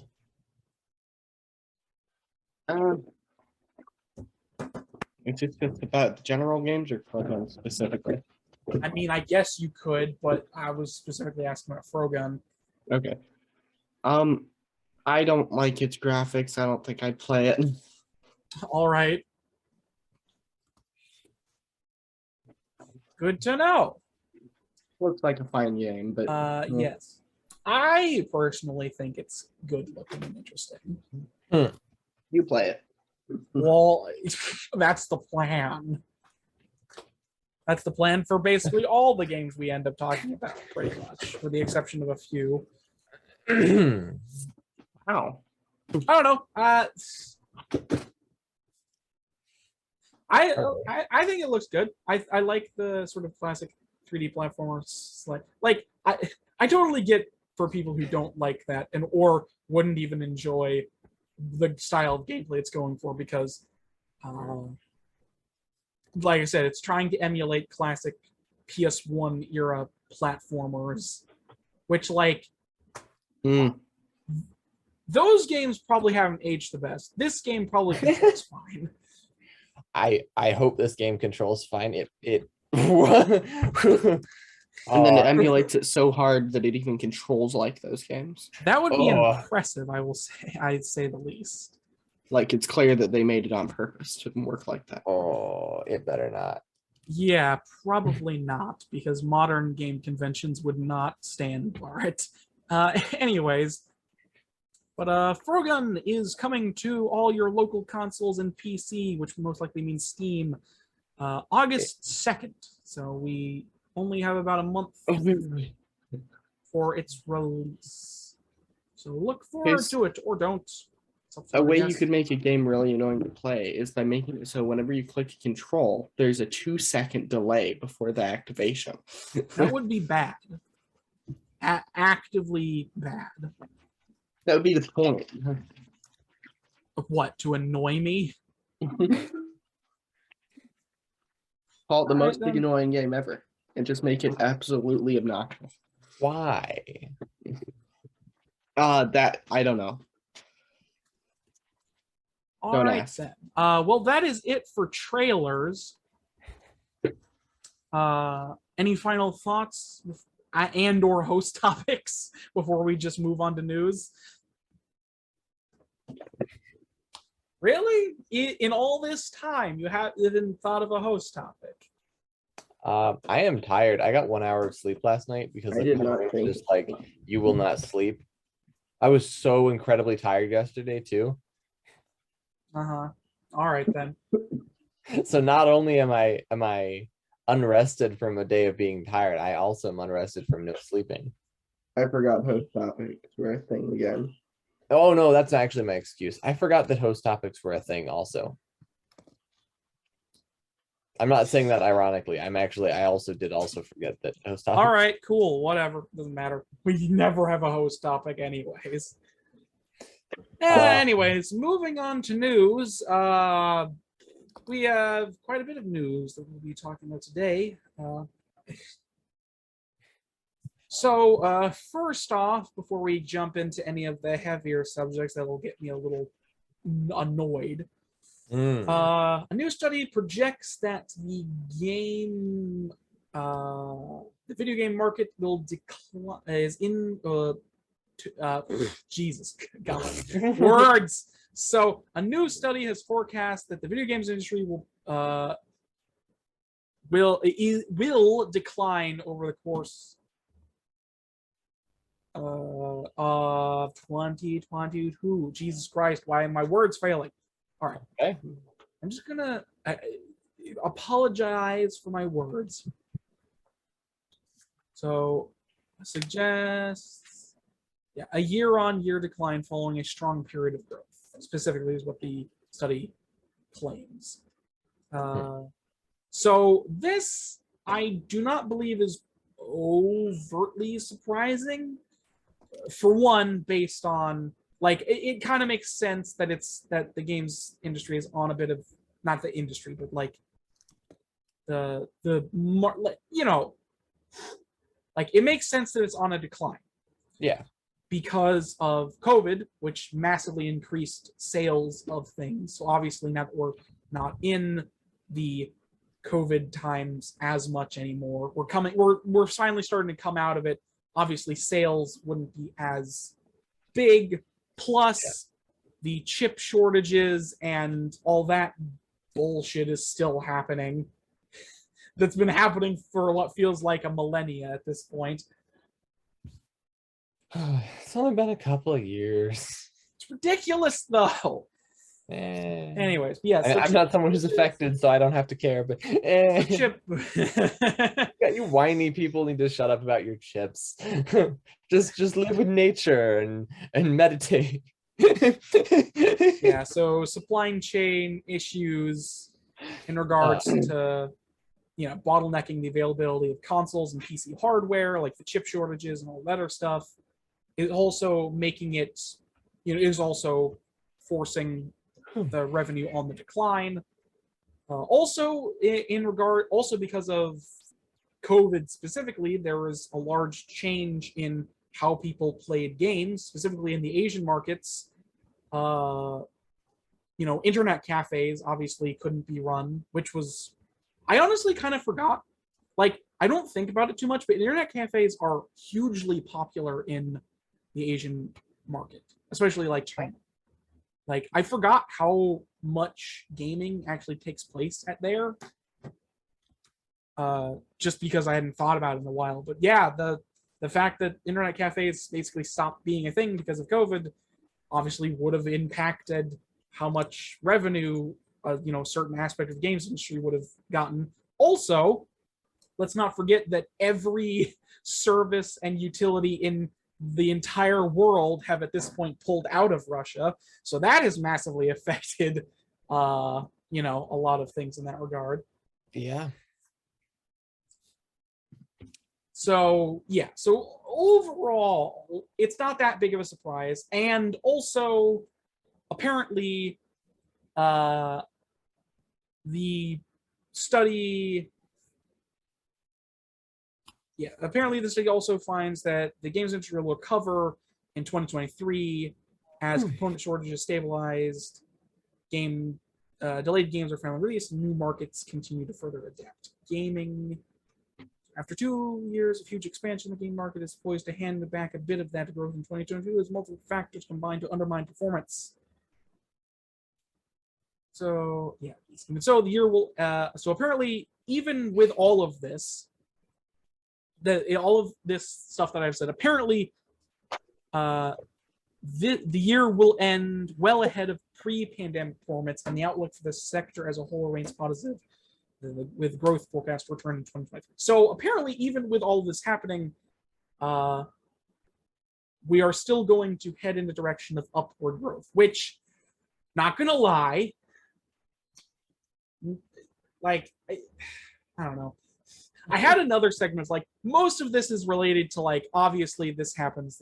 It makes sense why this happened. But when I was first reading about this, my first thought was like, oh, are we finally reaching the inevitable ceiling for growth in the games industry? Because I feel like we're getting close to it.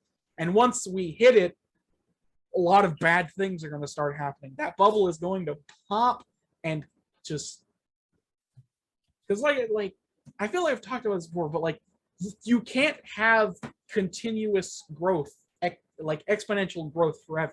At some point, you're going to hit a ceiling where you cannot go higher, even though the industry wants it to go higher. And when that happens, you're going to have some kind of bubble burst because you've reached the point of no return at that point. I don't know what's going to happen. I don't know what's going to happen to the market exactly when we hit the ceiling of growth, but it's going to be bad. It's going to be real bad for a lot of people. Oh, it's not going to be bad per se, but the only reason we've managed to go so much further beyond the proverbial ceiling of like growth in games is because of microtransactions and live services. The fact that as an industry, they've managed to basically force players to continually purchase and pay for one game over the course of its entire lifetime.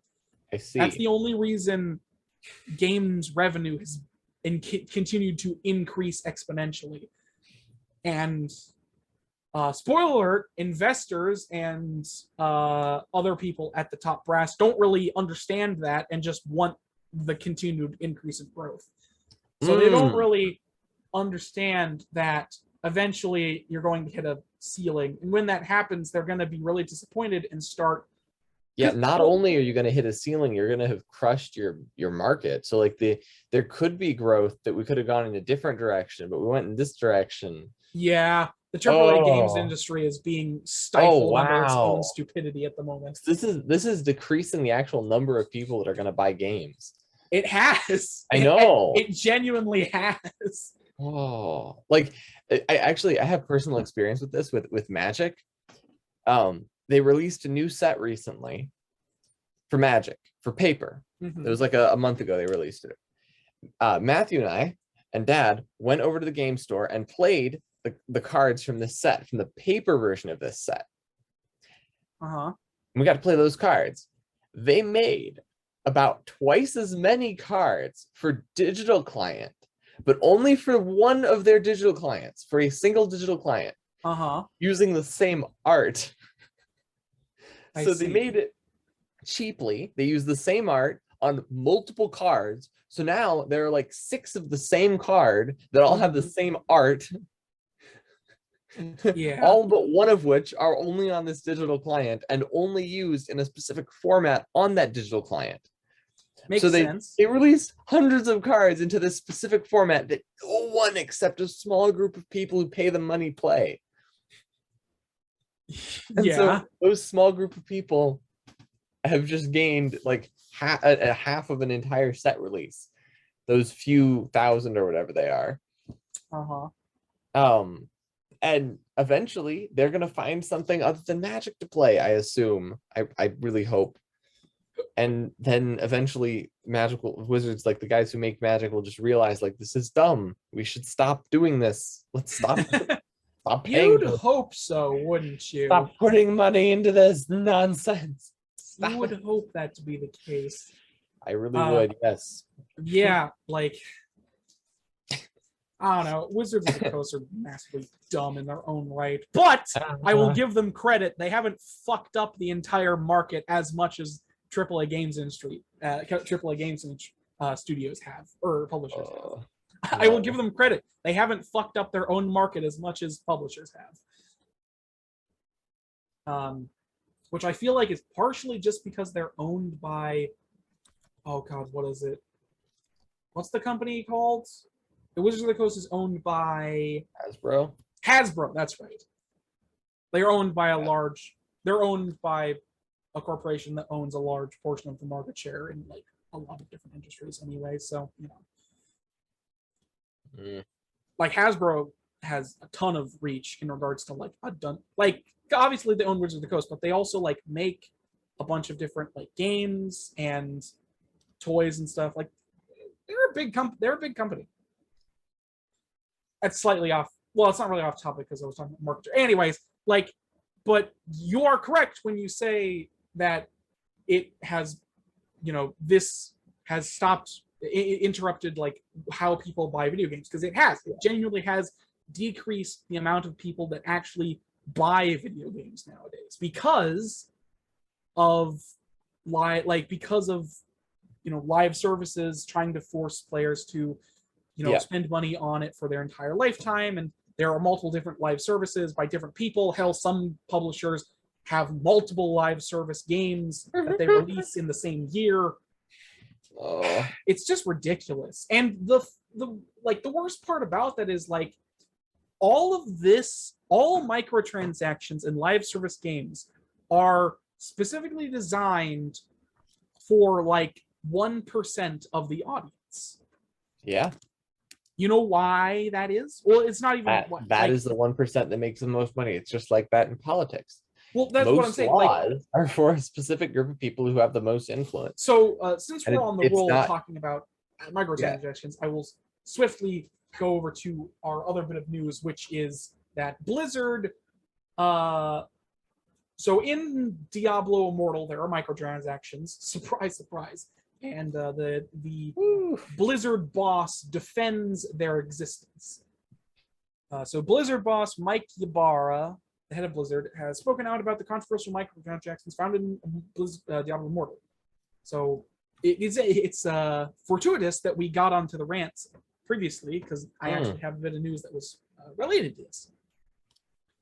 So, in an interview with the Los Angeles Times, Ybarra replied that complaints surrounding Diablo Immortal's in-game purchases were limited to a small minority, and indeed, that Blizzard had specifically designed its free-to-play experience so the majority of players would still enjoy the bulk of the game.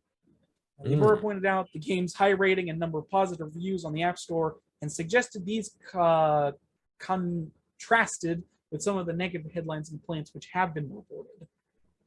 Quote, when we think about monetization at the very highest level, it was, how do we give a free Diablo experience to hundreds of millions of people where they can only literally do 99.5% of everything in the game? Ybarra said. The monetization comes in at the end game. The philosophy was always to lead with great gameplay and make sure that hundreds of millions of people can go through the whole campaign without any costs. From that standpoint, I feel really good about it as an introduction to Diablo. And yeah, so he has defended microtransactions in this Diablo Immortal, which is a fee-to-pay game, where on the surface it's like every free-to-play game nowadays where like all of the content that you actually would want to play is basically behind a paywall, because it's like the game is really grindy intentionally because they want you to pay to get past the grind. And once you're past the grind, you're in the part of the game where it's just you spending money and not having fun. To normal people anyways. So, but like, wow. I mean, That's a majority of free-to-play games nowadays. Some of them aren't like this. No, You know. that's a fair way of putting it. But Well- relating back to what we were talking about before I like moved into this, is that like games themselves, the like live service games and games with microtransactions, like these are designed specifically to, like, even if publishers don't know this, they are designed with the intent of servicing like a very small percentage of the overall audience, because, and to put it in games term, it's the whales. It's the people with the most amount of money to spend, or people who don't have a lot of money but have a gambling addiction or some kind of just addictive personality and just spend shitloads of money because these things are specifically designed to trigger your addictive people's addictiveness to like gambling or otherwise. Like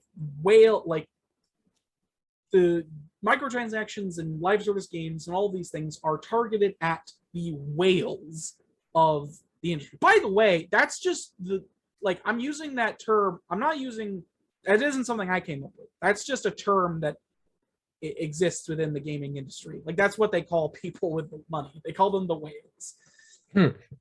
It's kind of fucked up, honestly, but that's the case, I guess. So yeah, just like the whales are the 1% of the overall audience of games that spend the majority of the money on microtransactions, which means if you extrapolate that means that overall a minority of the entirety of the gaming sphere is paying the majority of the money to publishers. Yes. And that minority is doing it ridiculous, willingly. first of all. The minority is doing it willingly. And they're doing it, and they support the rest of us, kind of, not really, with the crappy games. Sorry, what'd you say? And they support the rest of us with crappy games.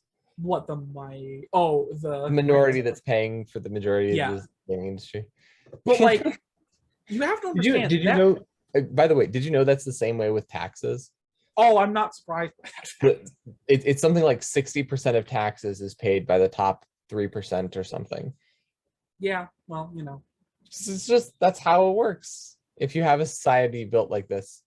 Yeah, well, I mean, in this case, it's kind of more fucked up than taxes because, like, if you have more money, you should be taxed more, but also, like, raising the taxes. Like, I'm not going to get into more this, money, but you're going to be spending more on games. Yeah, well, no, that's what like, my point was, like, you have to understand whales are not people that are, generally speaking, have large disposable incomes.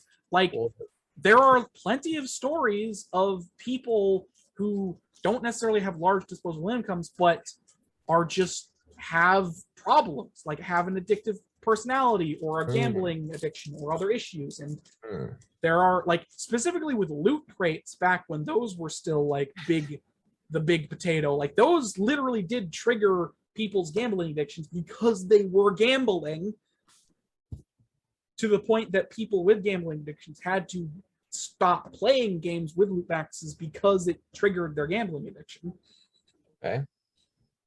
Obviously, loot boxes and loot crates aren't as they kind of dropped off the map a couple years ago because there was so much legislation around them once people figured out they were gambling.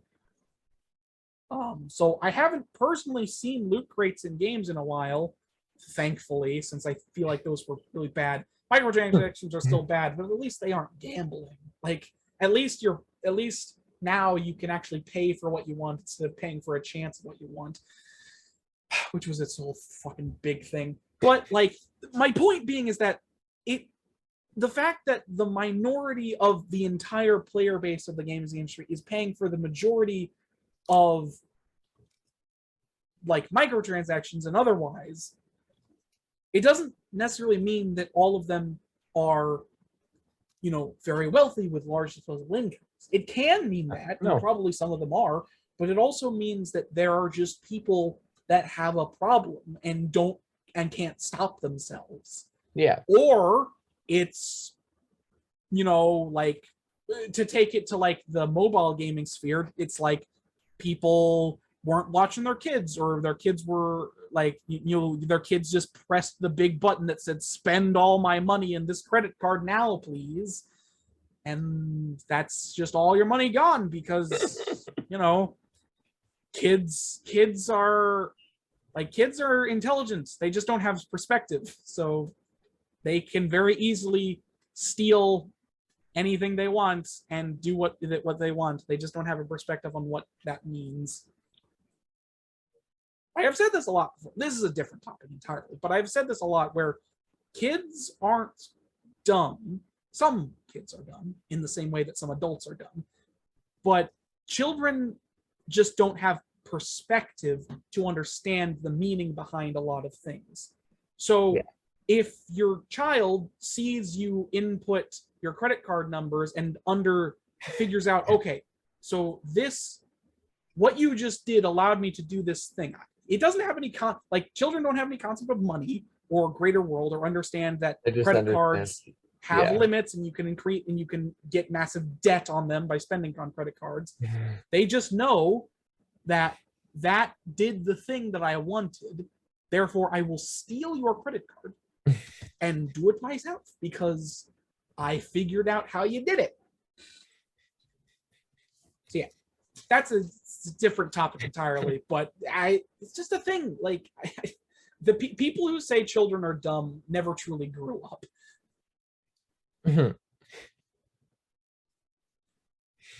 Anyways, moving back to the AAA gaming sphere, which is the most fucked industry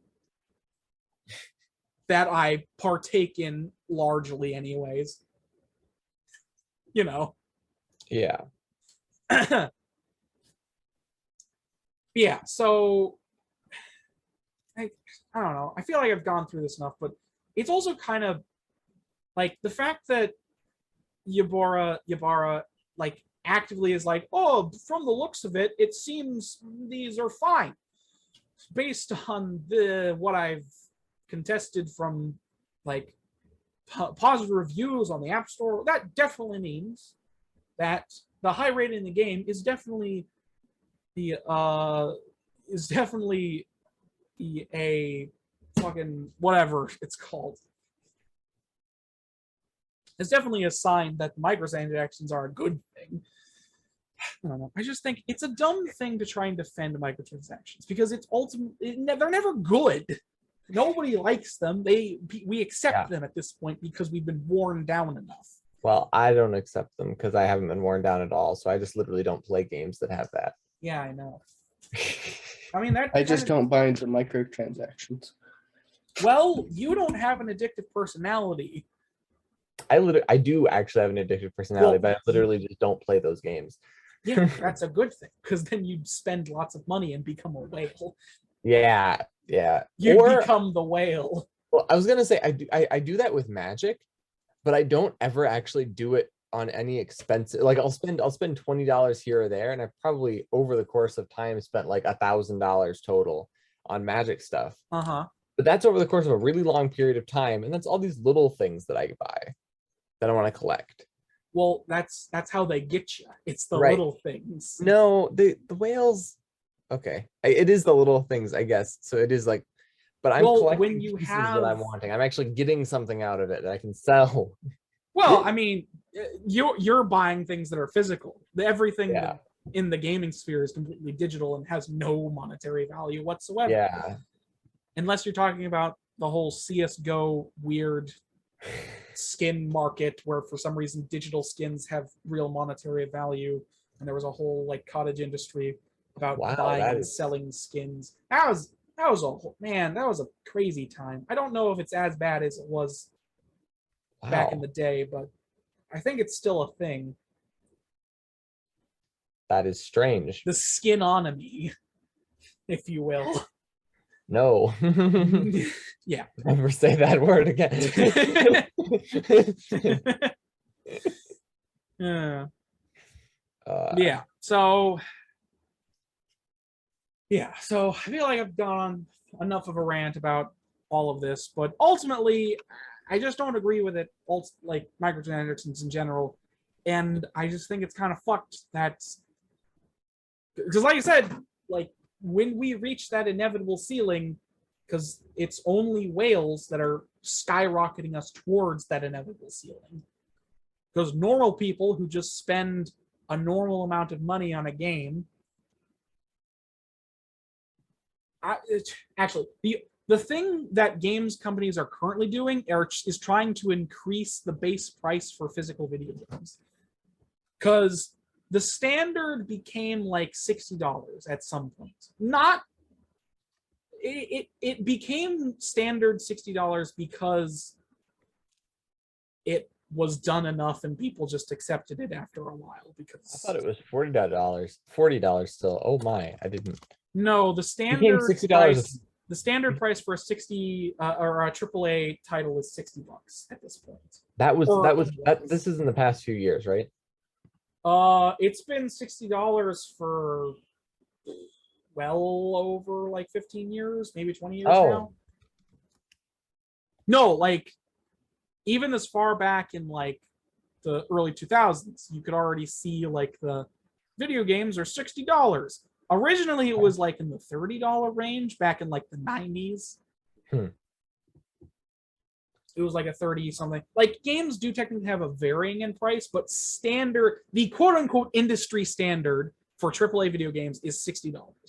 It isn't really a set in stone standard because there's variation, and also that doesn't take into account all the different editions of games that you can buy, like legendary editions and gold editions and super spectacular platinum suck my dick editions, where they send you all the useless crap that ultimately makes you spend like $130 on a single video game with a bunch of useless shit included, which sometimes isn't what they actually advertised. If we're talking about some games companies, specifically I'm looking at you fucking Bethesda with their stupid false advertisement for the legendary edition. That happened like 5 years ago at this point. The only reason I bring it up is because I was thinking about it recently, just because it was stupid. But like, so recently I've seen games companies try to raise the quote unquote industry standard. Like I've seen some games that have been coming out for like 70 or 80, like base game, nothing extra, just the game, coming out for $70 or $80 for one game with nothing extra. That is ridiculous. And that doesn't even mention the fact that when you buy it on launch, you pre-order it for launch day, you get it day one, and then the game is broken and you have to wait a fucking month and a half for the game to be in a playable state, because all games are released in a broken state and take 3 months in order for it to be in a playable state, because fuck it. They need to hire some perfectionists, because I mean the games will never get done, but once they are done, they'll that not isn't the be problem. broken. They have time. It wouldn't even cost them much more money to make it in this regard. They just don't want to. They're like, this will cost less money overall for us to crunch our staff and give them a ridiculously short amount of time to finish this game that, technically speaking, before it was even announced, was already in development for several years. But we're making our games too big, so fuck you. I'm on a real rant today, aren't I? Anyways, what the fuck was I even talking about? I've lost my train of thought now. Oh, right. So yes. So the that's what I was talking about. So I was talking about the inevitable ceiling that we're going to hit. Okay. The game industry is going to hit when they can no longer increase revenue. The thing they're trying to do to get around this is increasing the base price for games. That's what I was trying to say before I went on a tangent again. So they're trying to do that. And then obviously there's live services, which is like continuous revenue into one game over the course of multiple years with continuous updates and all that. How much higher can the prices go on games though? What? How much higher can the prices go on games? Well, like I said, I've seen some games being released base price $70 or $80. Technically speaking, you're already paying well over like $100 if you're getting like, because that's the thing, right? Like, Getting special editions. yeah, if you're getting special editions, and that's not to forget like DLC or add-ons or anything like that. Like not even microtransactions, but just straight up DLC that you also purchase, or getting the special edition that has like there's a, I don't know if it's, no, it definitely is. I don't know why I was thinking it wasn't. So there's this thing that sometimes happens with game releases where publishers will literally lock on, like DLC will literally be content that was on the disc. It's not stuff that's added. It's content that was locked off from you on the disc. Yeah. And you had to pay for DLC to unlock it. So it's not technically added content. It was on the disc to begin with. Yeah. But you just couldn't have it because they didn't want you to. Yep. They wanted you to pay more money for stuff you were already paying for, which is a thing that happens sometimes. Makes sense. Obviously, I don't know how often that happens. It probably happens more than it should, which is none, by the way. Zero amount. Yes. To answer your question, it's so I think the trick is that it's unethical. Like the people who are designing it and the people who are participating in it should just decide, like, guys, this is unethical, we're not buying it. And then people will be like, guys, we're unethical, not selling it. But then also, yes, as on the other, like people who are selling it should also be like, guys, this is unethical. Stop it. Grow a spine. Yeah, have morals. Unfortunately, I do not inherently blame individual developers. I blame big corporations specifically. Unfortunately, you don't blame the developers. They're developing it. They can just be like, nah, I'll go work somewhere else. Sure, because that's definitely how things work in our modern age. Totally. That's definitely how that works. They don't have your entire life. Like, we're not holding you at gunpoint to do this extra time, but they totally kind of are, because they have complete control over what you are worth to them. Not to mention that because we don't have free healthcare, it's in the company's hands to provide you with fucking health benefits. And you have pensions that you're working towards. Yeah. Yeah. Yeah, and you could do all that work. Grow a spine and don't quit, but also just speak up. Make it annoying for them. Yes, speak up and get fired. Just annoying enough that they don't fire you. Speak up and get fired. No, speak up. Speak up, saying, guys, I think this is immoral, and explain why. Be like, I'm gonna still work on it, but I want everyone to know that I think it's immoral. And that's it. Like, people do that all the time, where it's like, if someone was like saying the N-word a bunch, you'd be like, hey, dude, that's immoral. Stop saying that. That's on a individual case, though. We're talking about corporations with millions of employees. Someone had to have no corporations have millions of employees, Aaron.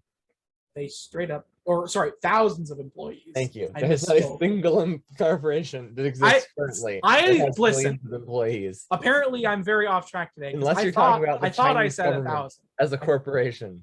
I thought I said 1,000. Or unless you're talking about the U.S. government as a corporation, in which case, yes, technically they would have millions. Anyways, we're talking about corporations that have thousands of employees. Yes. And if we're talking about specifically publishers have like hundreds of different game studios under their wraps of wings under their belts, whatever the fuck I'm saying. And it's like, and then you have the top brass, which is like CEO, board of directors, but above them is, investors. Yeah. Investors and shareholders and all these other individuals that like ultimately control large portions of the company and only really care about money and nothing else. Yeah. Like, they care about money going up. They don't care about how it's done or what is at stake. They care about their money and money going up. So ultimately, when we reach the ceiling of growth, what's going to happen is that shareholders and investors are going to pull out of companies because there's no longer a rise in revenue streams because they constantly want bigger and newer big numbers per year. So they're going to start pulling out and giving less money to publishers, which will inherently affect developers. So Yeah. for development studios, so publishers will either have to let go because they aren't getting as much money from the publisher because publishers aren't getting as much money from investors and shareholders. They will have to start cutting back on what they do to avoid loss in revenue, which means they might have to just straight up fire a shit ton of people, which is usually what they do first because employees are the biggest cost draining asset that companies have. That's usually what they do first is shut down a studio and get rid of all the employees. So ultimately, it's just going to be bad.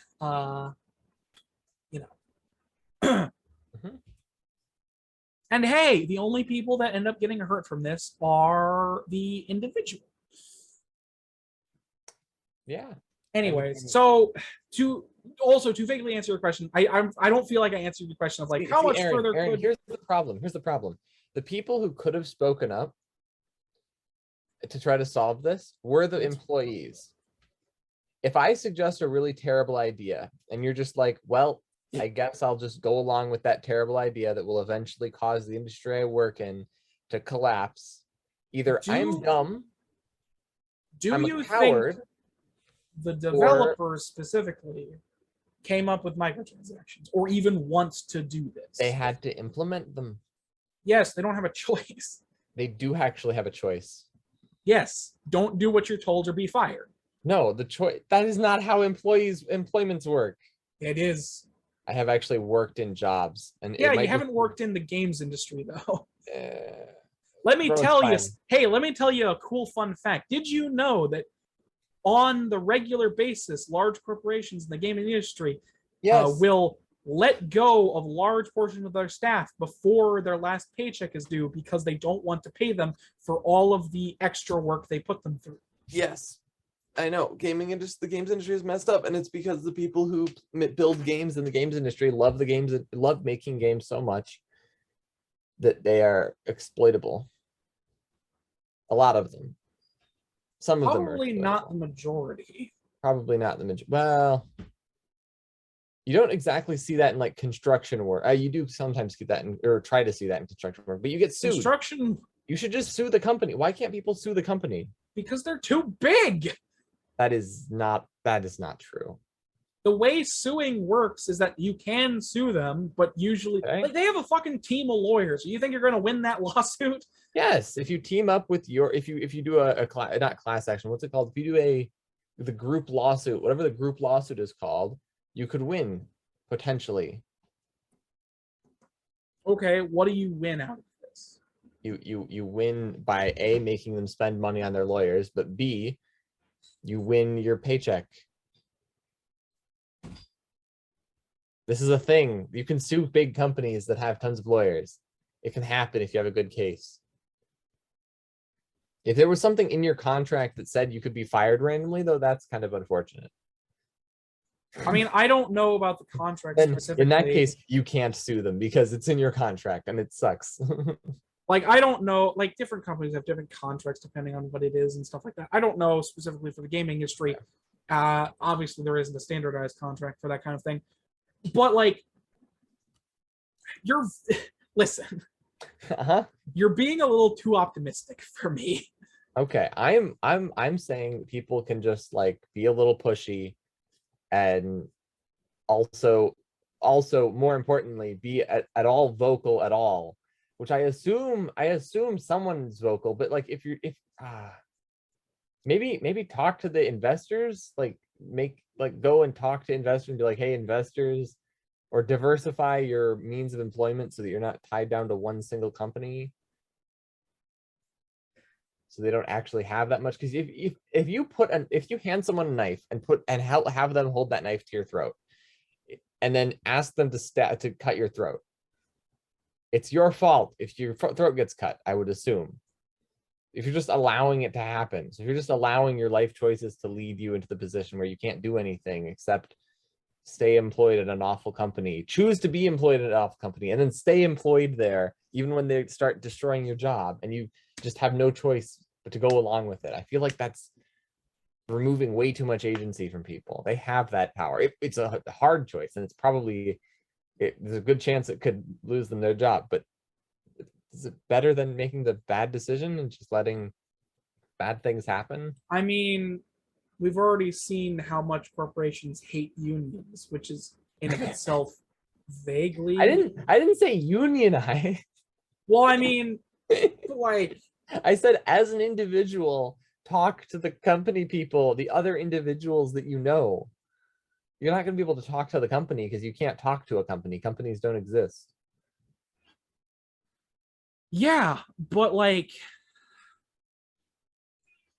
or companies will, like, the top brass will go through any amount of hoops they can to make sure their bottom line isn't hurt.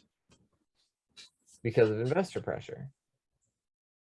Well, partially, but it's also just because a lot of them care about money. It's partially because of that, because of the increase in revenue and stuff like that, but it's also like corporations in general really only care about money and will only do something if it's their money that is at stake.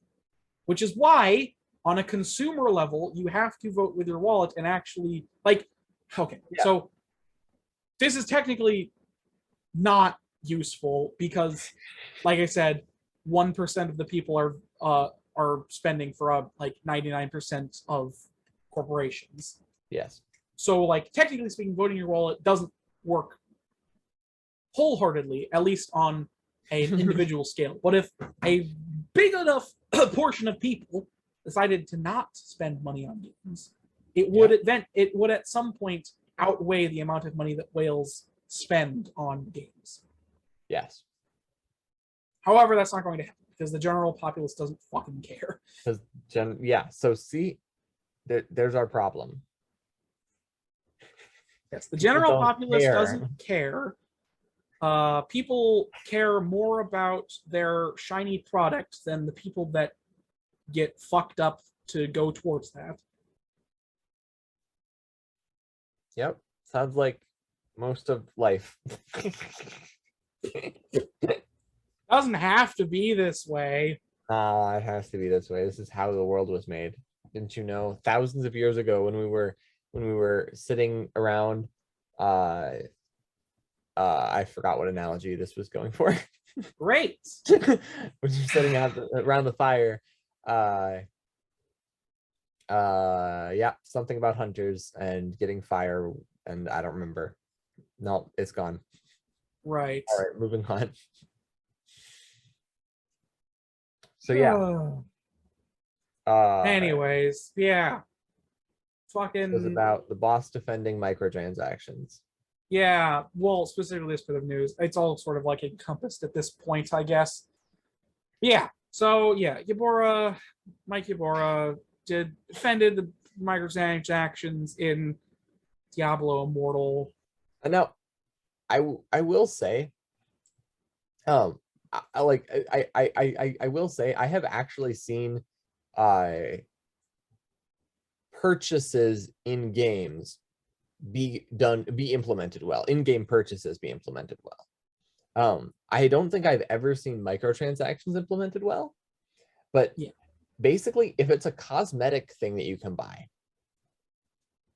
then I've seen it implemented well, and those actually earn money. Yeah, there are a lot of games that earn a lot of money off of cosmetics, which the only reason you buy them is because you're either wanting to support the company or you really like the cosmetic. Well, yeah, if we're talking about a completely free game, I would say even a purchase, its only revenue comes from microtransactions, which it's fair. Like if you have a free game, the only way you get money is from. I would also say games that you buy some amount of. If it's a purely cosmetic thing, I don't see why. Because it gives people who want to spend money on, because Aaron, it's a fact that if people sit down to play a game and play it enough and enjoy it enough, they're going to want to spend money on it to get something rarer than someone else. Yes, I know. So as They're, long like- as it's not locking stuff behind a paywall, locking stuff that's non-cosmetic behind a paywall, like gameplay. That's the thing, though. I'm very much of the agree. I have heard this argument a lot, where it's like you get that crowd of people, or it's like when you talk about microtransactions games, and you get that crowd of people, it's like it's just cosmetic. It doesn't do anything in the game, and I'm like, I have to come in and be like, that's not the point. The point is that you shouldn't have to spend money on this at all. This should just be things you unlock in the game. Right, but that's my thinking. I don't care about cosmetics. Most people, when they're playing games, don't care about cosmetics. And paywalling like a cosmetic, I feel like it's okay. It's not technically as bad as other things you could Yeah, do, but it's still bad. Like I guess it's bad. It's bad because it just feels like, why would you have me pay for this game? I guess it's only good in free to play. That's what I was talking about. Like, it's only good in free to play games, because why would you make me pay even more money? Unless there's one exception, unless there's a server that they have to continue paying for the game. Well, I mean, I could understand. Yeah, if it's like a multiplayer only game or an MMO, it's like you usually spend, like for most MMOs, you spend like a monthly subscription to MMOs, and some MMOs also have microtransactions. On top of that, WoW recently did that. I'm not sure if Final Fantasy 14 does that or not. Is it Final Fantasy 14? Yes, it is. I think it does. A lot of MMOs and all like multiplayer online games do that, because it's like, it's like you purchase the game, or you purchase the subscription, and like live services also do a lot of online stuff, like Destiny, like MMOs specifically kind of get away with this a little more, just because it's a wholly multiplayer online experience. Yeah, I think if there's already a subscription, then I don't think there's any reason to add microtransactions. I think that's bad. I think you just literally should not, like, no. And I guess the difference between a subscription, the difference, like in a game that's being, like in a game where you just buy it and then you've got it, I feel like all the updates should be free. You paid for the game, updates free. If there's a DLC update, it better be like a whole new game, in which case it should just be a new game. Don't do that. And if you and if you're doing an online game where the servers have to be paid for, you could either do subscription, in which case everyone's paying for it, or you do some kind of the people who play it the most pay the most with like cosmetics or something. I feel like that's the only way. It's gotta be. I mean, it is technically a way, but like,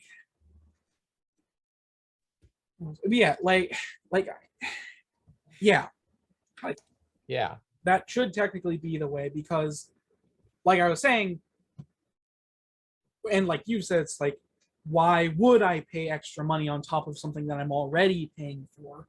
Like, especially in single player games. Like, think about that. Games that have no multiplayer element whatsoever, no online element. It is purely your experience having microtransactions for cosmetics and other random bullshit.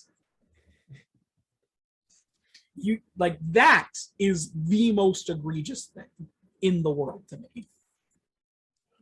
Like, single player experiences that are completely ruined for the individual player because of microtransactions being implemented just so they can get extra money out of you. And sometimes it's not even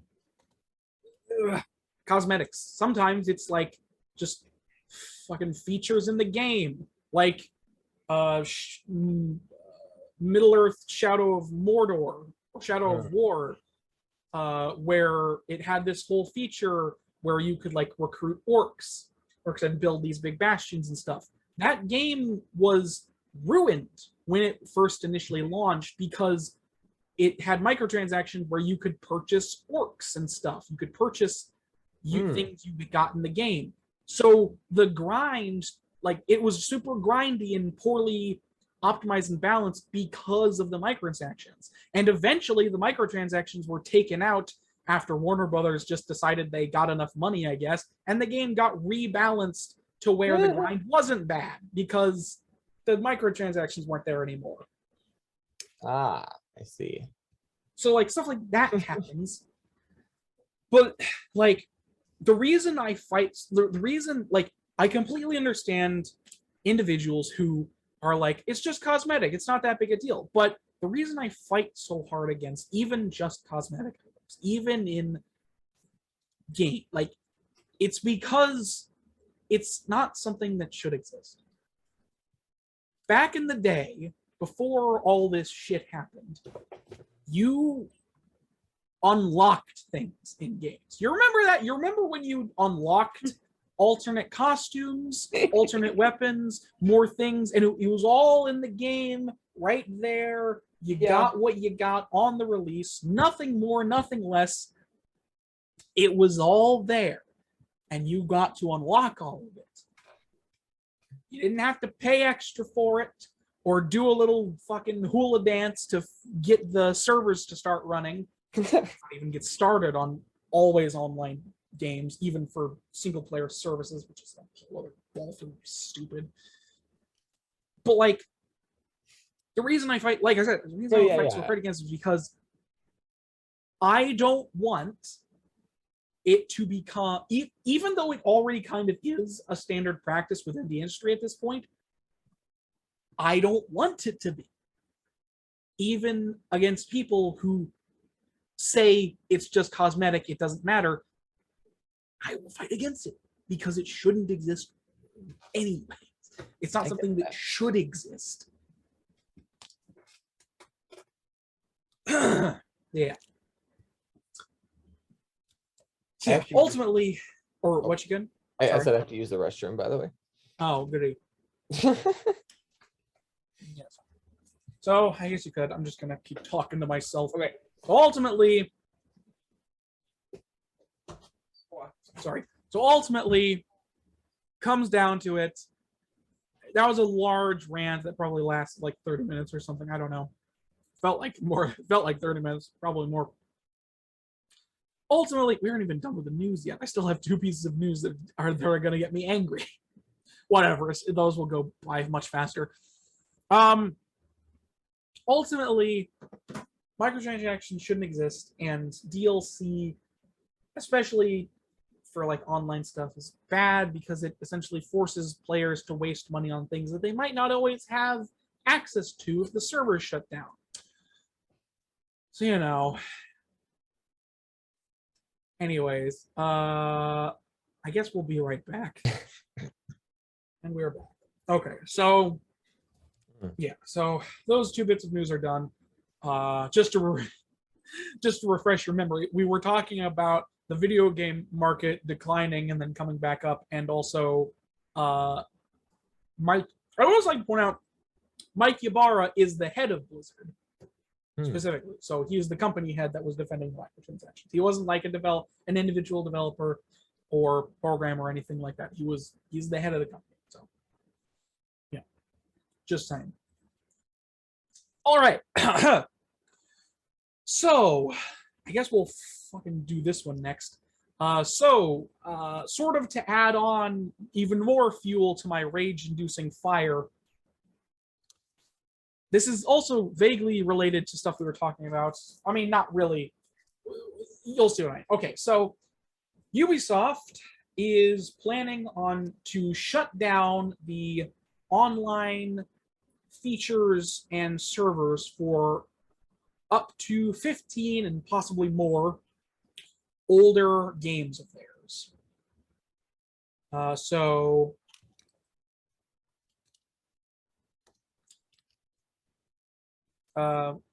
yeah, so specifically, yeah, most of the games go on the list. A bit 3-year-old Miriam Space Chunkies, Soul Spring Bullets. Yeah, so quite a lot of these games are like well over, like quite old at this point. Some of them, like I'm pretty sure Assassin's Creed 2 is like over 10 years old at this point.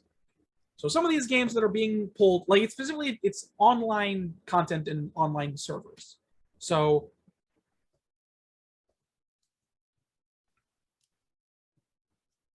Okay. So at a glance, you're just like, okay, so they're consolidating. They're like, these servers have been on for over, some of these servers have been on for over 10 years. They're just shutting down because they don't find them profitable anymore. However, some of the games they're shutting online content for includes a 3-year-old VR game called Space Junkies. Oh. Is also getting pulled at, and as also Space Junkies is a multiplayer only title. So if you bought it, you just can't play it anymore. Oh. Wow. Also, for another title, such as Ghost Recon Future Soldier, you will only be able to play the single-player campaign offline, and you won't be able to link or unlock goodies via your Ubisoft account anymore. So there's features that you no longer could access in that game specifically, which rounds to the ultimate insult in regards to all of this. However, before I get to that, I need to specifically read out. So the full list of games that they are closing service for, according to an official like thing they posted, is they are closing the online services for Anno 2077, or sorry, Anno 2070, Assassin's Creed 2, Assassin's Creed 3, the 2012 release, Assassin's Creed Brotherhood, Assassin's Creed Liberation HD, Assassin's Creed Revelations, Driver San Francisco, Far Cry 3, the 2012 release, Ghost Recon Future Soldier, Prince of Persia: The Forgotten Sands, Rayman Legends, Silent Hunter 5, Space Junkies, Splinter Cell Blacklist, and Zombie U. All of those games are on a variety of platforms such as the PlayStation, Xbox, PC, and Wii U, respectively. Respectively? Why does that word sound weird? Also, to quote from them, closing online services for some older games allows us to focus our resources on delivering great experiences for players who are playing newer or more popular titles. Ubisoft explained in a blog post. To help us achieve this, a number of older titles will be added to our list of decommissioned online services. So, okay. Oh, here it is. So obviously, like I said before, this on the service doesn't seem necessarily the worst, because it's like, okay, they're just getting rid of older online services, with the exception of the two things that I brought up, which is like multiplayer focused titles you will no longer be able to like do stuff with, like Space Junkies being a multiplayer only game. This online service is getting rid of that, just means you can play it, period. Yeah. So that's unfortunate. However, the biggest worry for me and a lot of people is the announcement that, so while, yeah, so any multiplayer modes or online features for these games will be unavailable past September 1st, along with the ability to purchase and download DLC related to these titles. Now, is that online only DLC? I'm not entirely sure.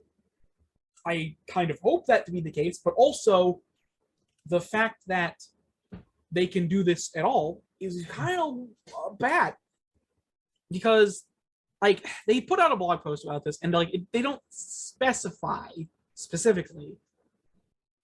Oh wait, do they? Hold on a second. No, they did. That's right. Because yeah, the installation and access to downloadable content will be unavailable. So you cannot purchase it, and if you have purchased it, you cannot re-download it for any of these games if they have it once they close off the multiplayer features and servers. So it's possible. So this is still really bad and kind of horrifying. Like I said, I think ultimately it's kind of only affecting online. Like the DLC thing is like, because like Assassin's Creed, a lot of these games had online features. So if we're talking about like, let's take like Assassin's Creed Brotherhood or something like that, had an online server stuff that you could do in multiplayer, and it had microtransactions and DLC stuff you bought specifically for the online stuff. So obviously, if they're getting rid of the online, that stuff gets taken away because it's only for online. Ergo, it doesn't serve a purpose anymore. Yeah. However, like according to this list, it makes it seem like it just says DLC. I don't know if that's online only or not. It could be for all of them, regardless of online features or not. It's not specific. So you could. I'll also like to point out that the HD collection, the HD re-releases for some of these games will be unaffected. It's only the original releases. So the HD re-releases of some of these games will, if they had any, will be unaffected by this server shutdown. Okay. And DLC, getting rid of. So,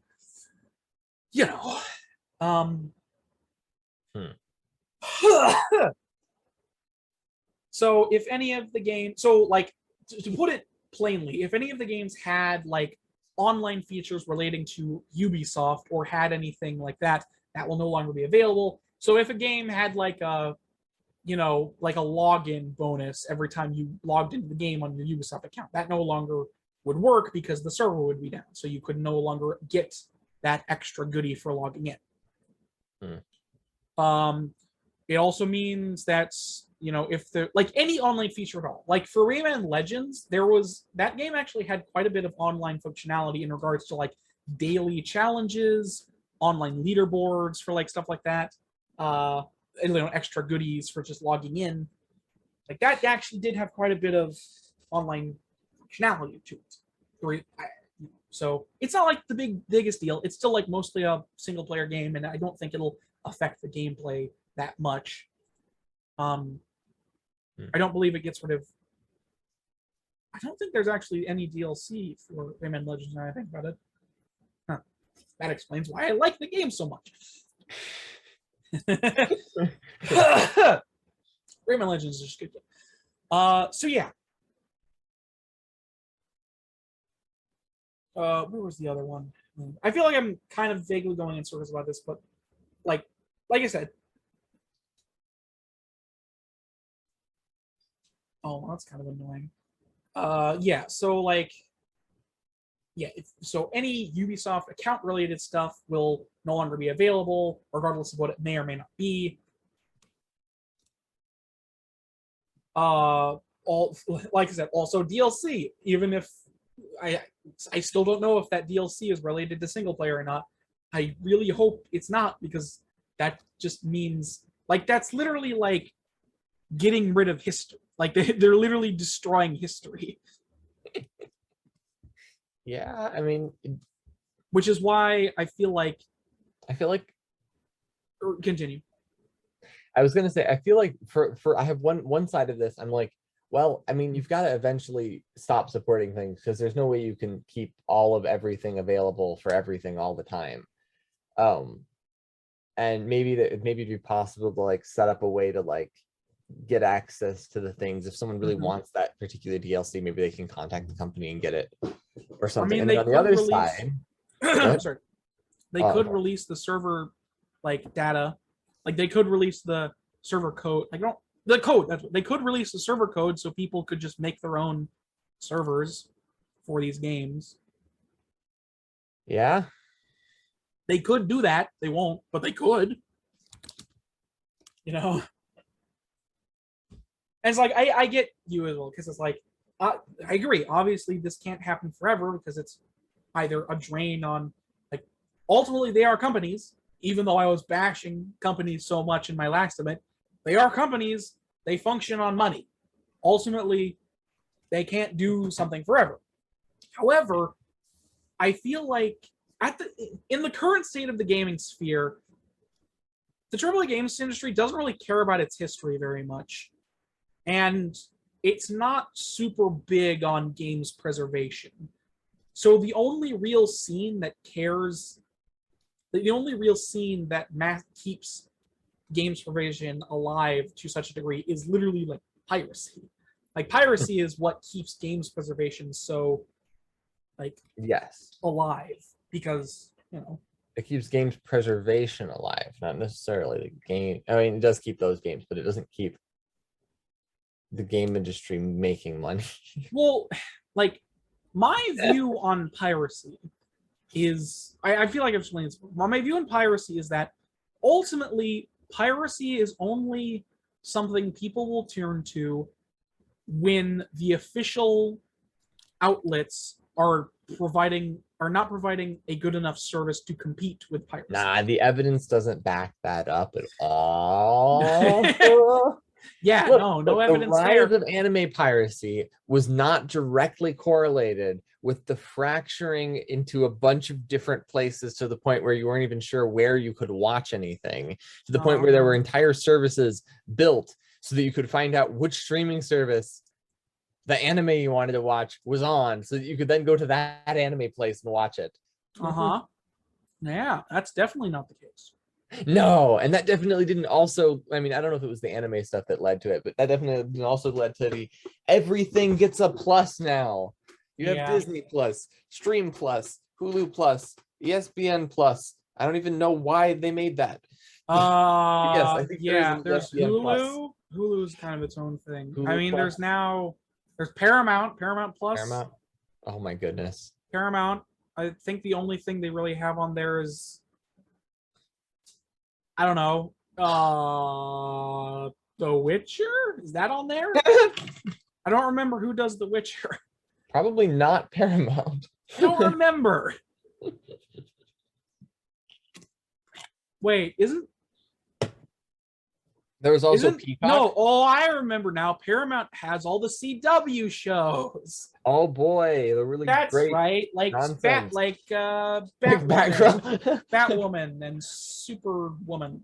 And Powerpuff Girls. That hasn't well, it's technically confirmed to exist, but it hasn't. That hasn't come out yet. Okay, thank goodness. Good.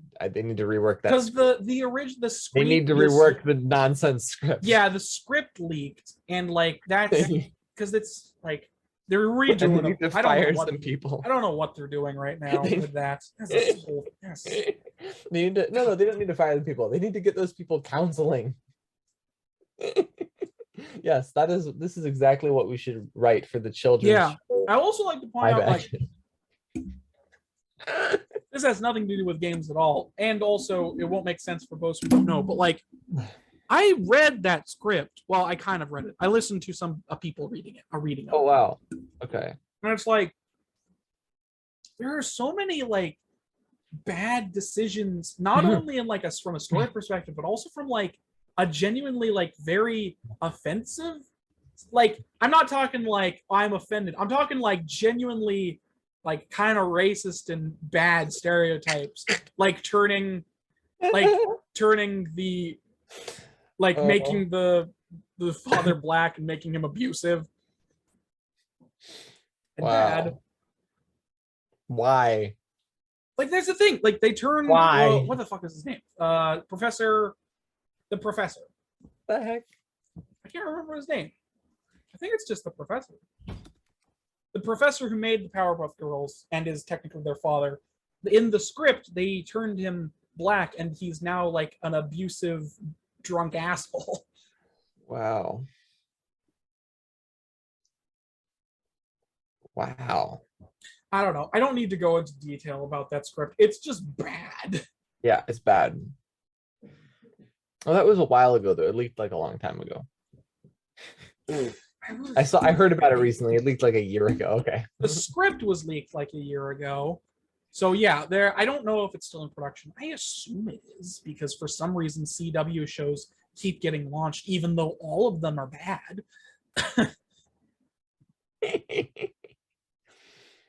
Anyways, moving back over to Ubisoft and the piracy. That's what I was talking about. Anyways, like I said, my view on piracy is like what I said. And in regards to piracy of the games industry, I will never agree with piracy of a game day one. Like if you're piracy of a game day one, I will never agree with it. Like in terms of the games industry, I don't think piracy is as big an issue as other industries, especially the anime industry, because usually the games industry is like pretty good at distribution. So I don't think piracy is a huge issue. I know that they're constantly fighting piracy by trying to make it harder and harder to break their game's code, which is fair. Like, I get it. Yeah. But like, piracy is kind of the only thing keeping games like preservation alive. Like cracking games and releasing the code to them so they can be forever in existence. You know. Also, like, this is vaguely related, but something I thought about recently was the fact that if companies wanted to, they could 100% re-release older titles on the hardware that it was released on. It's not like we lost the knowledge to make it. We could 100% make like N64 cartridges in the modern day. It's not like it's impossible. Yeah. Like, we already kind of do that with like Retrons, if you've heard of those, which are like consoles specifically. Like Retrons are modernly made consoles designed to play older games, because obviously older consoles are harder to come by and sometimes the hardware is funky. So you can get like a Retron of like an Atari or like an N64 or something. You can play that games on Retrons and stuff. It's kind of cool technology. But like, games companies could 100,000% re-release old games on their old hardware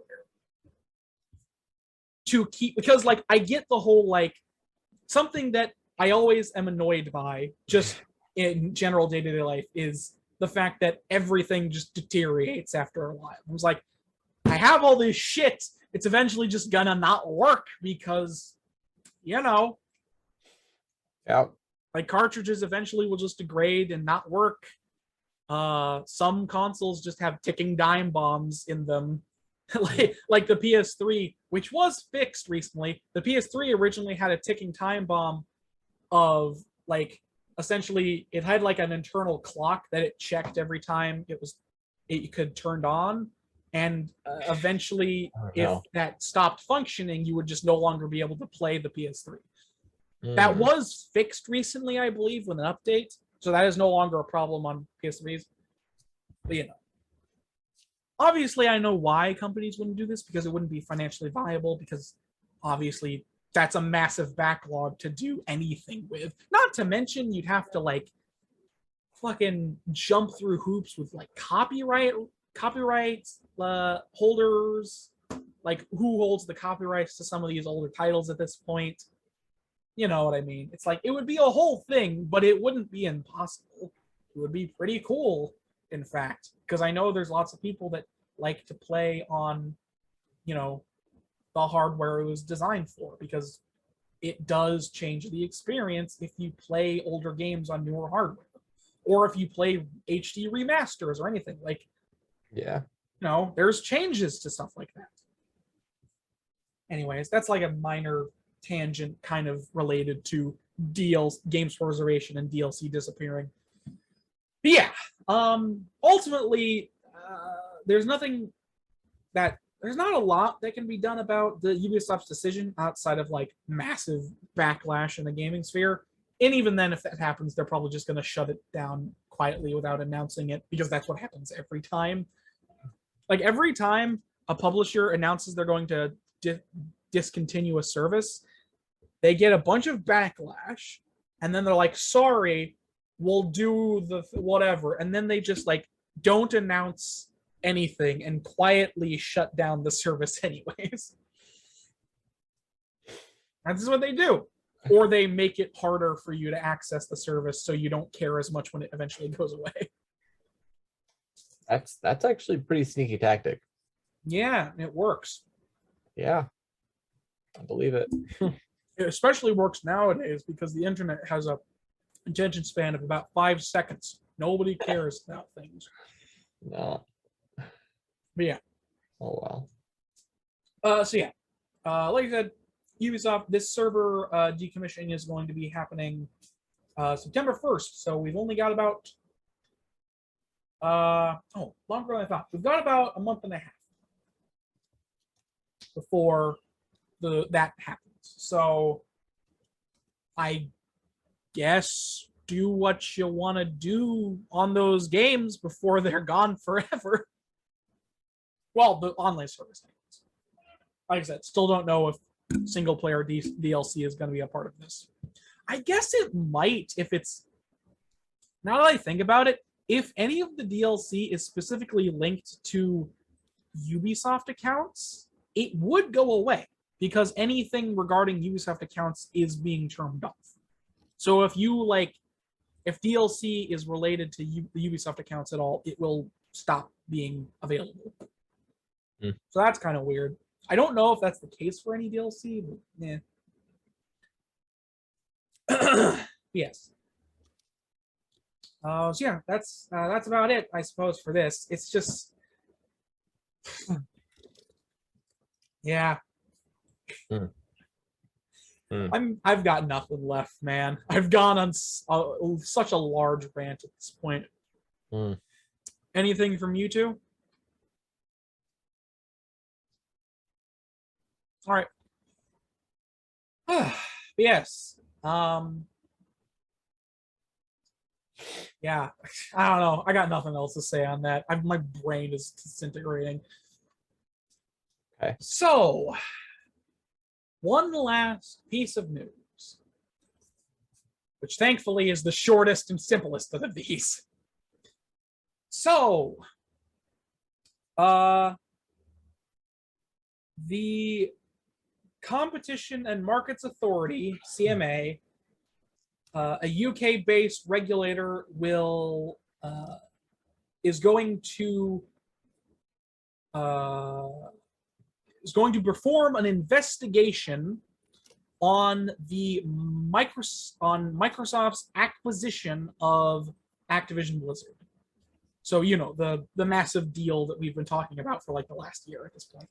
So the CMA, the Competition and Markets Authority, is going to specifically launch an investigation on the deal itself and see if it is, see if it's see if they deem it, Jesus Christ. They will see if it can be deemed anti-competitive specifically.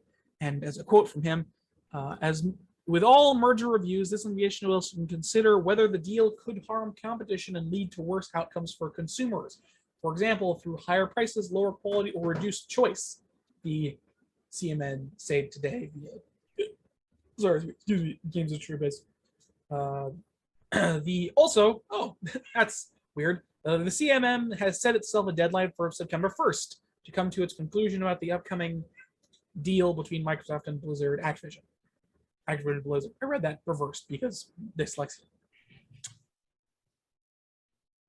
Yeah. Oh, right. The FTC is also currently examining the details of Microsoft Blizzard deal. I forgot about that. That they said that like a month and a half ago, though, so it makes sense that I forgot. So yeah, to put it simply, the the Competition and Markets Authority, UK-based regulator, will scrutinize this deal to see if it withstands, if it's deemed, see if it's bad for consumers, essentially. Like if it's not a competitive move, because obviously in markets, it's like if you have things with too much share, it can become anti-competitive and all that stuff. Market share, business, all that fucking stuff. However, I will say, not that I disagree with this assessment and why they're doing it. Like, I completely agree that companies having monopolies is bad for the consumer greatly, because it means they don't have to put as much effort and care into it because people don't have choices and all that. However, in this particular case, I will wholeheartedly accept Microsoft having a larger portion of the market if we can obliterate the top brass of Activision Blizzard in the process.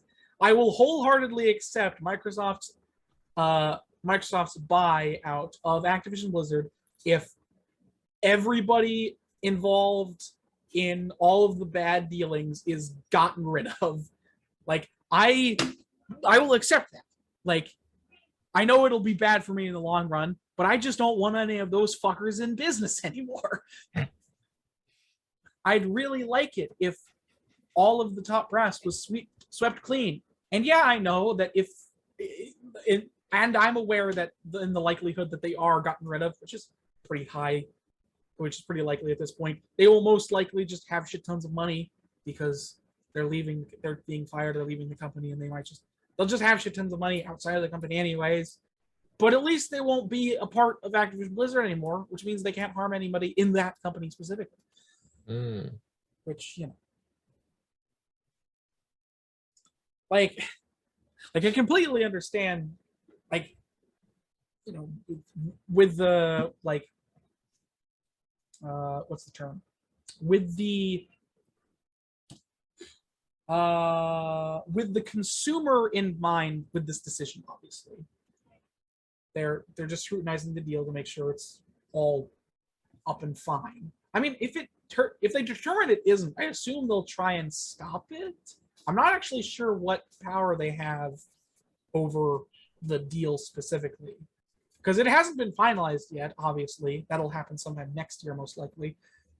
But, if they do, I don't know enough about business. I know, some general stuff, but I don't know how much power the FTC or the CMA would have over the deal if they do determine it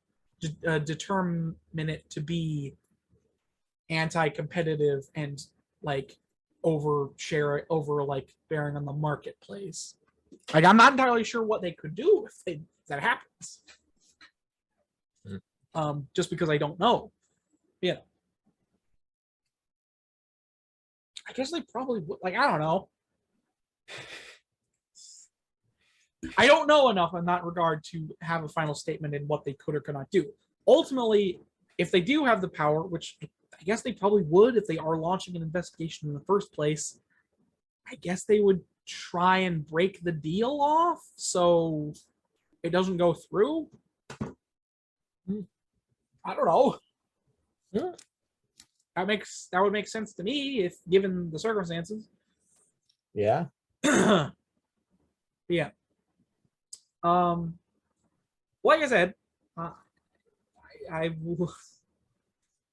just repeating myself at this point because I just don't know what to say anymore. But yeah, specifically in regards to the top brass and Activision Blizzard being cleared out as a company, I will accept it on this one. I will, because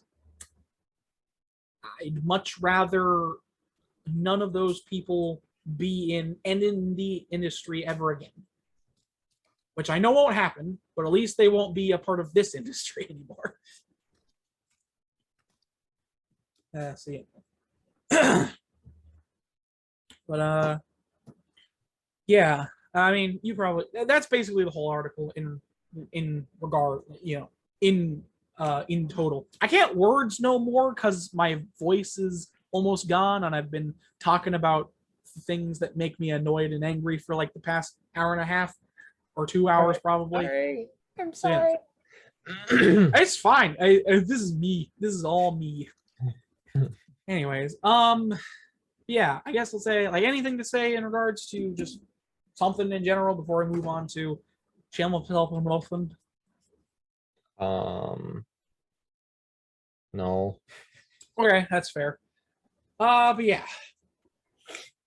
So obviously, the CMA, like I said, it's given itself a deadline of September 1st, so we won't hear the outcome of this for the next month and a half. So we will see what happens when their deadline is up. I suppose we'll also see what happens with the FTC's examination, because I honestly forgot they were doing it, which makes sense because it's probably a couple months ago. Yeah, that was in April. Wow. Okay, so that is it. So that is news. I hope you enjoyed. I'm sorry if the energy is a little different than before the big abrupt cut. No time has time has passed for us at all, day. but it yeah, definitely It's same still day. the 8th. Anyways, Not the 8th. It's Yeah. still the 9th. all right. So, shameless self-promotion, the part of the show where we promote ourselves. We promote ourselves shamelessly. Matthew, go. What have you got to promote, I do and or things. what have you got coming up, and where people find you? Well, once my throat's better, I'm gonna stream. So that might be a couple days, but still. Okay. And yeah, I need to edit that highlight thing. It's still headache, but anyway. I can't stare at a computer screen too long at a moment. Right. I see. So I don't think I have too much coming up because of not feeling well. But when I do have things coming up, you can find me on Twitch under Mystical Meanderings, and technically on YouTube under Thologram and Mystical Meanderings. All right. But the second Mr. Mandarins will probably be changing in name later, the YouTube one. But we don't think about that. That's neither here nor there. Yes. You know what is here and there, though? Devin, you're here and there. What have you got coming up? And or where can people find you? Well, you can find me on YouTube. I make videos about games. Sure you do. Not really. I make videos about stuff over on Mr. Wolf. It's like Game of Thrones animations apparently now. Interesting. And because that's where my main active audience is from apparently. Uh-huh. Or you can find me on Being the Builder, where I make Minecraft videos. Or you can find magic videos at Bean's Budget Brewery, which is where I'm going to be making some videos pretty soon after I get some sleep. Yeah. Uh-huh. I think that's it though. After I get some sleep, I'm going to do that. Cool. Sounds good though. Yeah. Good.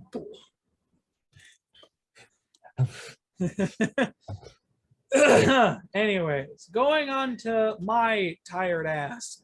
Yes. Podcast will continue to be uploaded. Well, you may have noticed it came out a little later than it probably should have, but that's neither here nor there. Shh.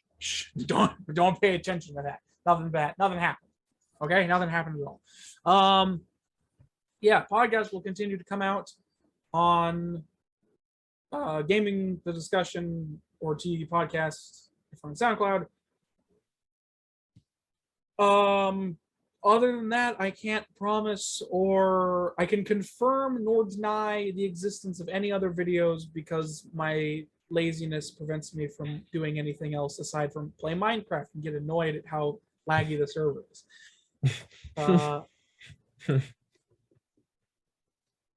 So yeah, that's about it. I am on Twitter, where you can find me posting when the episode goes live and nothing else, because I don't know. I don't get it.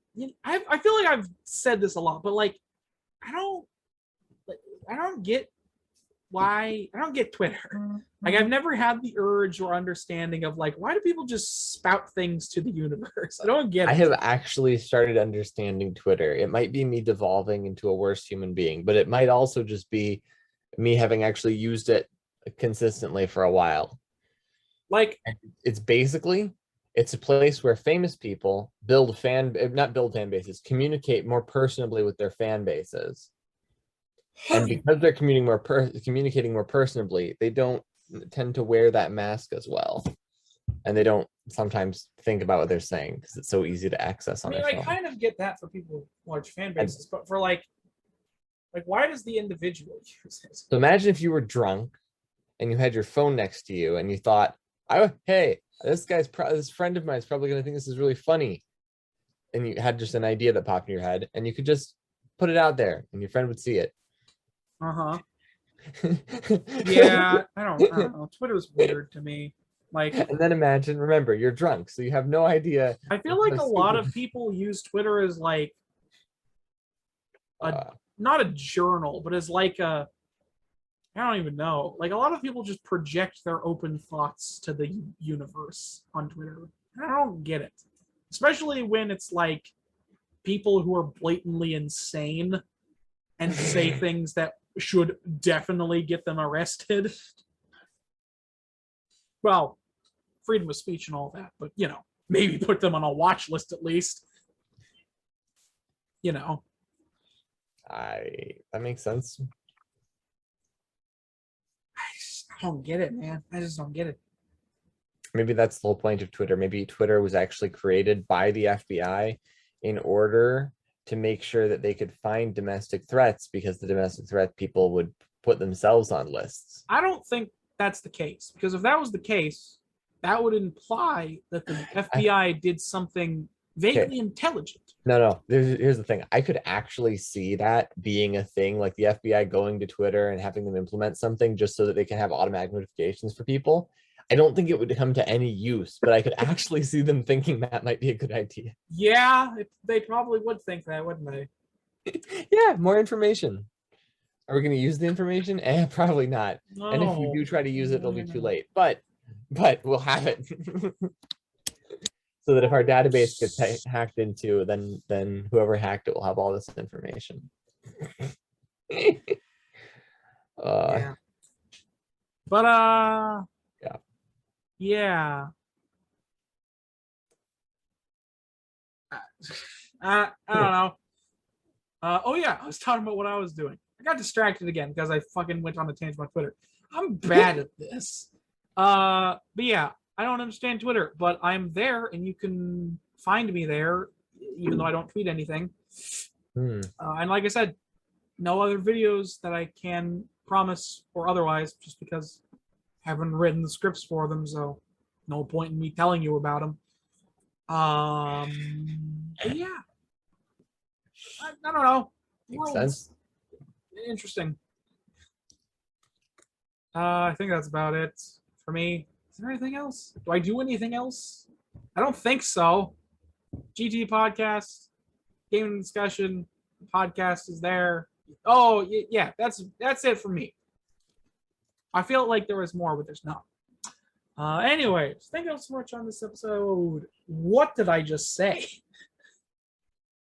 I feel like I said thank you all so much for watching, but I said it fast and weird. Anyways, thank you all so much for watching this episode of GT Podcast. If you liked it, you liked it. And if you didn't, you didn't. Make sense? Makes sense. Yeah. You can see everything we discussed in the description or pinned comment below if you're on YouTube. Make sure you'll check that out, because then you can act, because I cite my sources, god damn it. I don't just talk out of my ass, even though for a large portion of the podcast in the early days I was getting stuff off at Kotaku, which I'm greatly disappointed in myself for, because Kotaku is technically a viable news source, but it's also just full of crazos that talk about shit that is technically not verifiable and completely pointless. Funny. Yeah. I'm slightly disappointed in myself and regret doing that. But hey, that was early me. Now I get my news from better sources that don't spend their time making crazy. And crazy apparently articles. the same person. Yeah, let's not bring that up again. It's not my I fault. didn't. I don't normally bring it up. Devin brings it up. Listen.